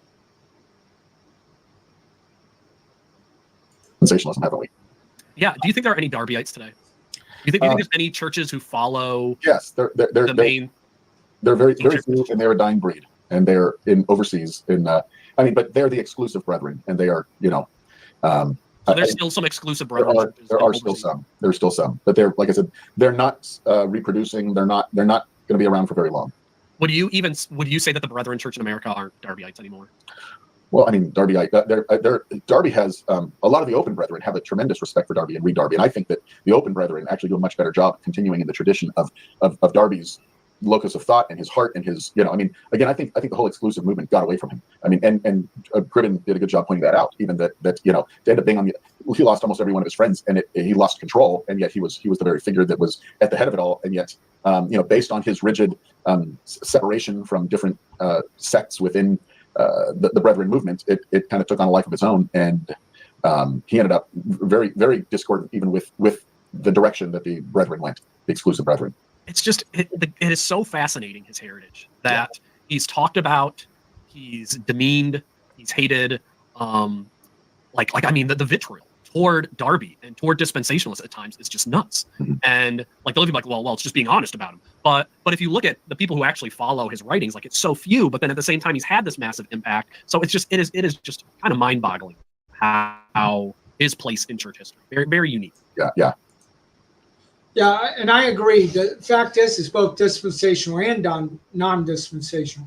Most people are against, if they're against dispensationalism, they're against the today's dispensational. They're not so much because they don't really know what Darby, but then they make all these accusations. But it's the same thing with dispensationalists, because we have not had these things for Darby. We make all these claims and saying Darby, but Darby never held them. And so we ourselves are shown not to be understanding or truthful or in dealing with that, where we have, and this is one of the reasons why, if we're going to say we're a dispensationalist, we got to be dealing with that. Okay. Let's see. There's a bit more to it than a simple exclusive open brethren divide.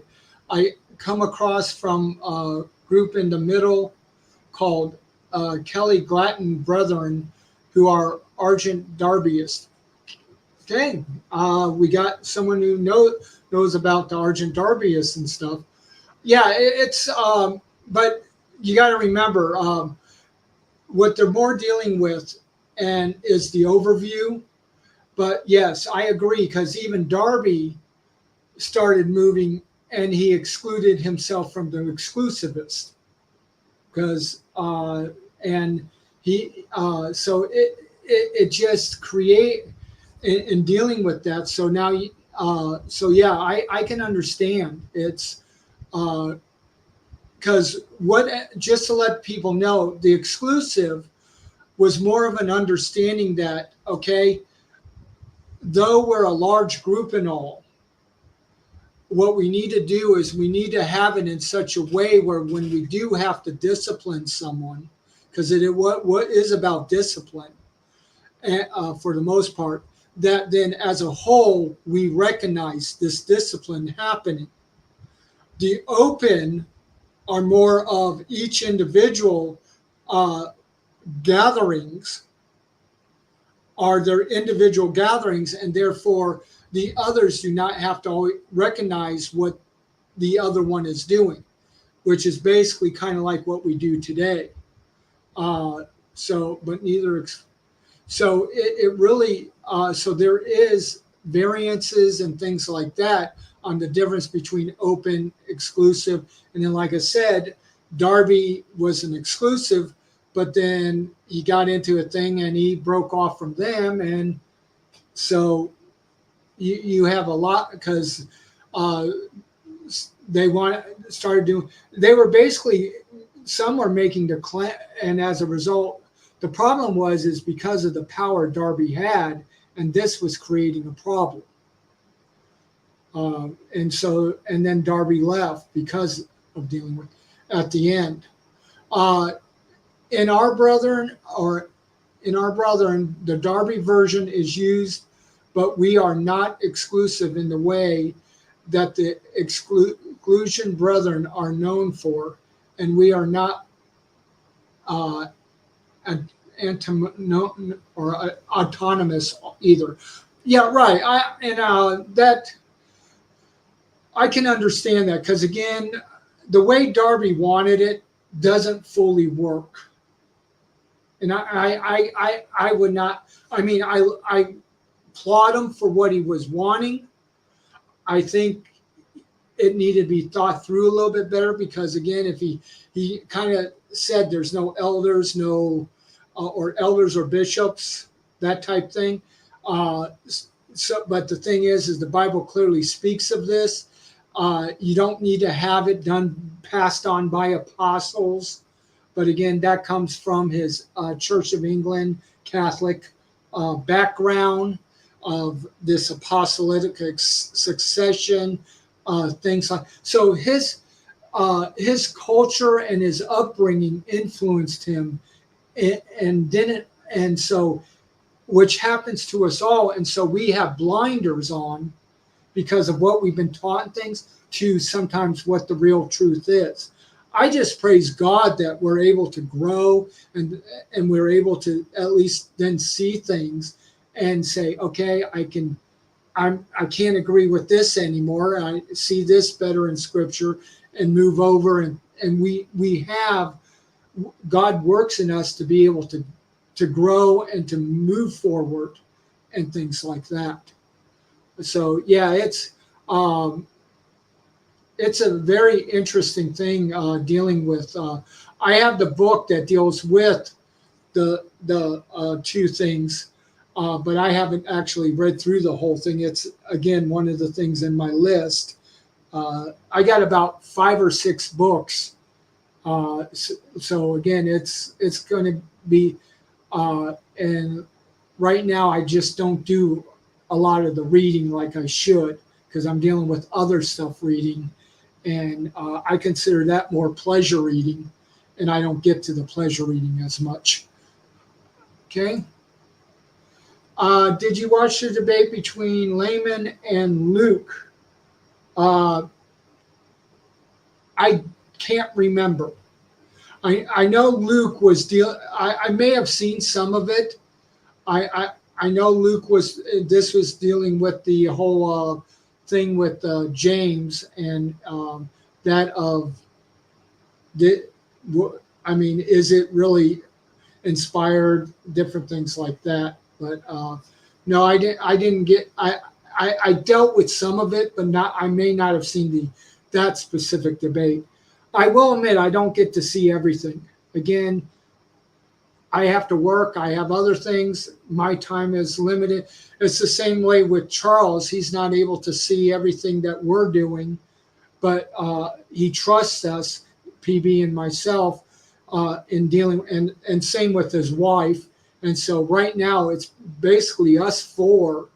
Hopefully when we get past the summer, we'll be able to get maybe some more people back that are wanting to in dealing with, because it's the summer, just like with everything, you lose viewership, you lose different things simply because people get busy and all, because again, they're not stuck in the house because it's cold. Okay.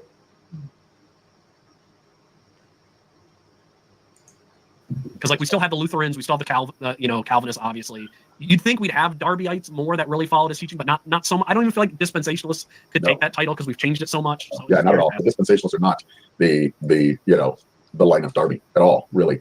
And there isn't, but he also wanted it that way. I mean, there's a reason why. He didn't even use his name in print. There's a reason why they use the JND moniker. Just the initials. And many times when referring to other people, or other people refer to him, they would just say Mr. D line, so that he doesn't even say Darby, and it doesn't even they wouldn't even identify one another in print. They wanted Christ to increase, and that meant they had to decrease. And which again is the tremendous paradox of Darby becoming this larger than life figure in his teachings, becoming so prominent within the Brethren movement and overseas everywhere. But at the same time, he didn't want his name on things. He didn't want anything ascribed to him, So it's paradoxical for sure. Yeah, and in an odd way, he lived out John the Baptist. He must increase, so I must. Okay, got a question here. Says, again, Simon says, our branch of brethren are almost dying out now. And that's what they said, is a lot of them, those that would be more considered in the exclusive, are dying out. And I think, but again, if you're dying out, that's more because of outreach than anything. But the other factor that can happen is dealing with even if you are dealing with outreach and all,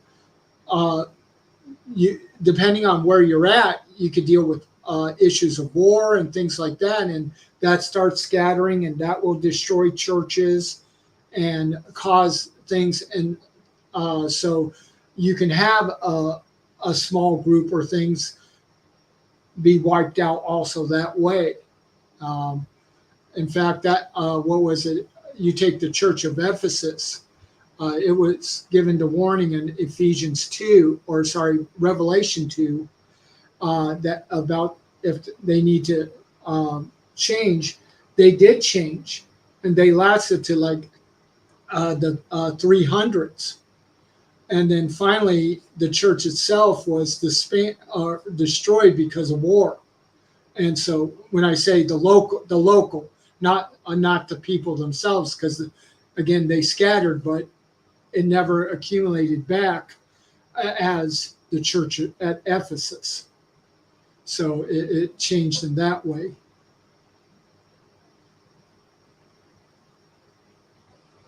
Decrease and had a big impact nonetheless. So, but there is our discussion with Dr. James Fazio on J. and Darby and the Roots of Dispensationalism by Crawford Gribben. I've already had some people comment on my first review and said that they've purchased the book as a result of the review. I hope that this interview will encourage more people to go out and purchase it and know that.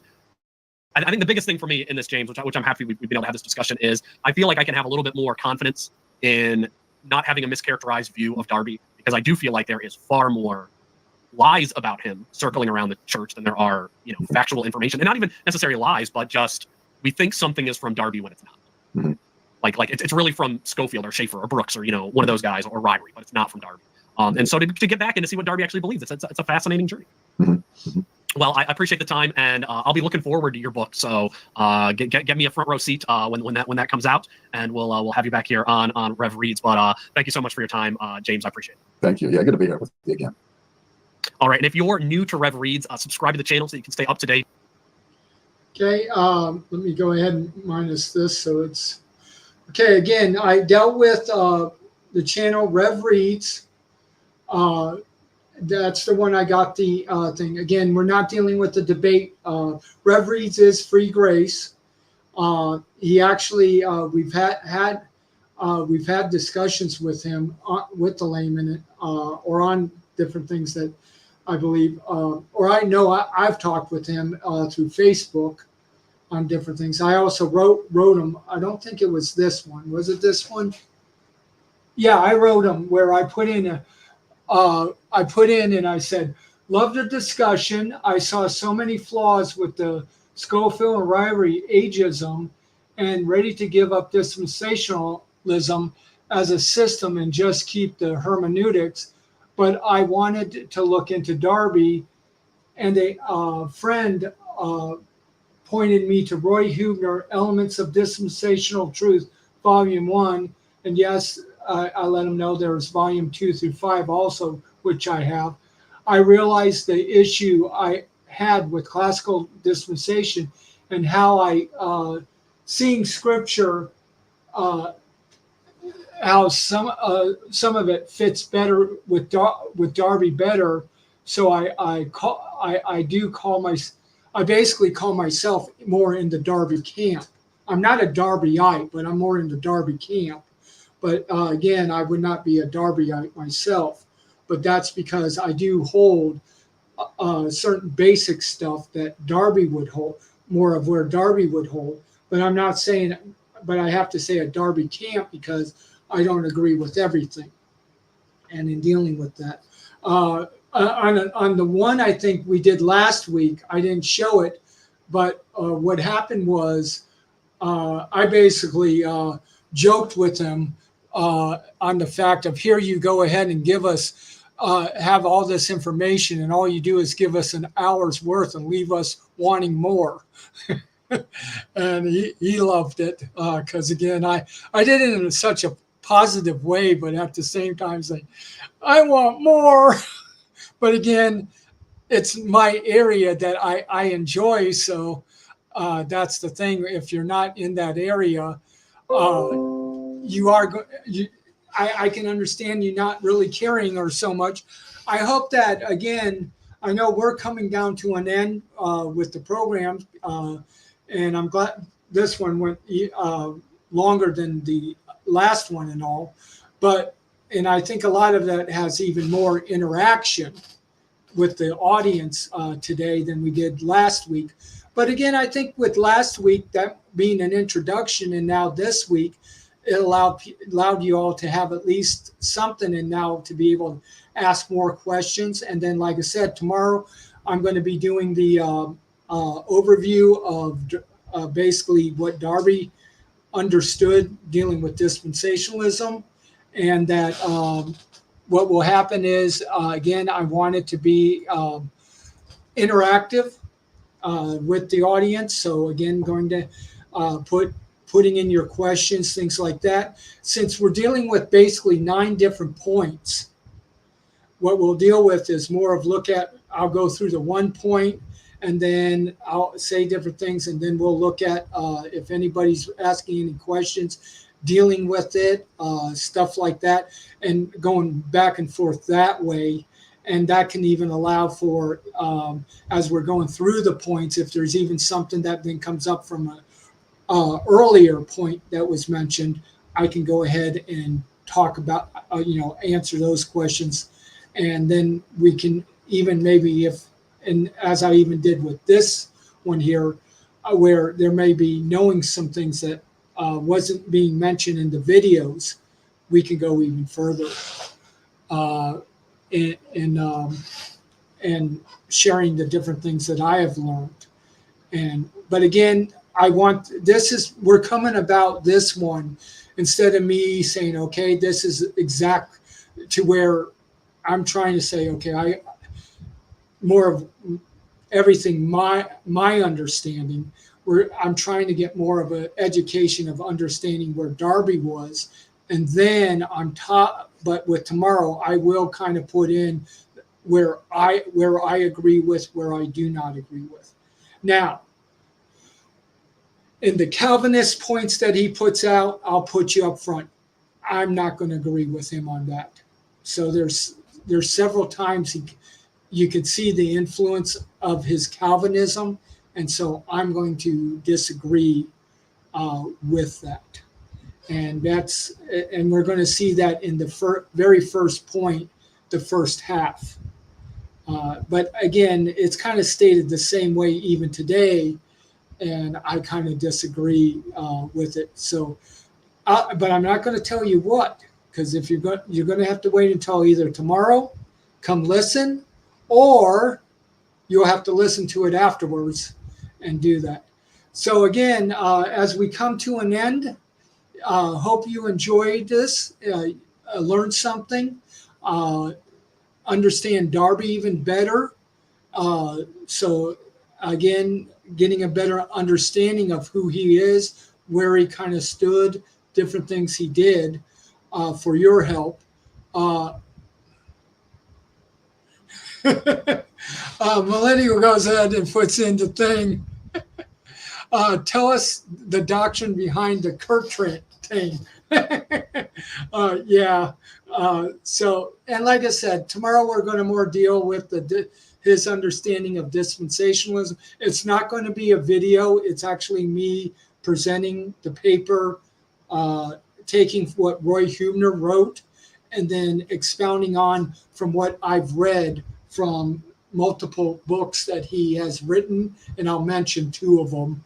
And again, I'll mention presenttruthpublishers.com, because again, I think I owe it to them. Now, again, Rev Reeves, if I encourage you, go look at him. He has a lot of books that he has done overviews on. And so if you want to get a better knowledge of different things out there, and like I said, it's not just dispensationalism, but he's read a lot of different books, dealt with a lot, and he would be a good one to go to. And if you're wanting to know about a subject or a book, he can give you a good overview and a look at and things like that. So as we come to a close here, again, if you like the program, remember, go ahead and click on the like button. If you haven't subscribed, go ahead and subscribe. If you also share so that others know of what we're doing and things like that, especially if anybody says, hey, I'm interested in what Darby has actually dealt with or whatever, this would be a good video to share and get them started with different areas on dealing with Darby. And of course, at the top, we always have the PayPal account for those if you feel led to the Lord to give. This will help out Charles and Janet as they deal with keeping up the StreamYard, paying that, the different things that they're dealing with that, and then also the ministries that they are involved in as a result of having this channel. So if you do feel like giving, please do. So as we come to the end now, I am going to go ahead and land the plane. The plane is going to be landed. So everyone, have a good night, good day if you're across the world. And thank you for listening, and hopefully you got something out of this. And greetings all.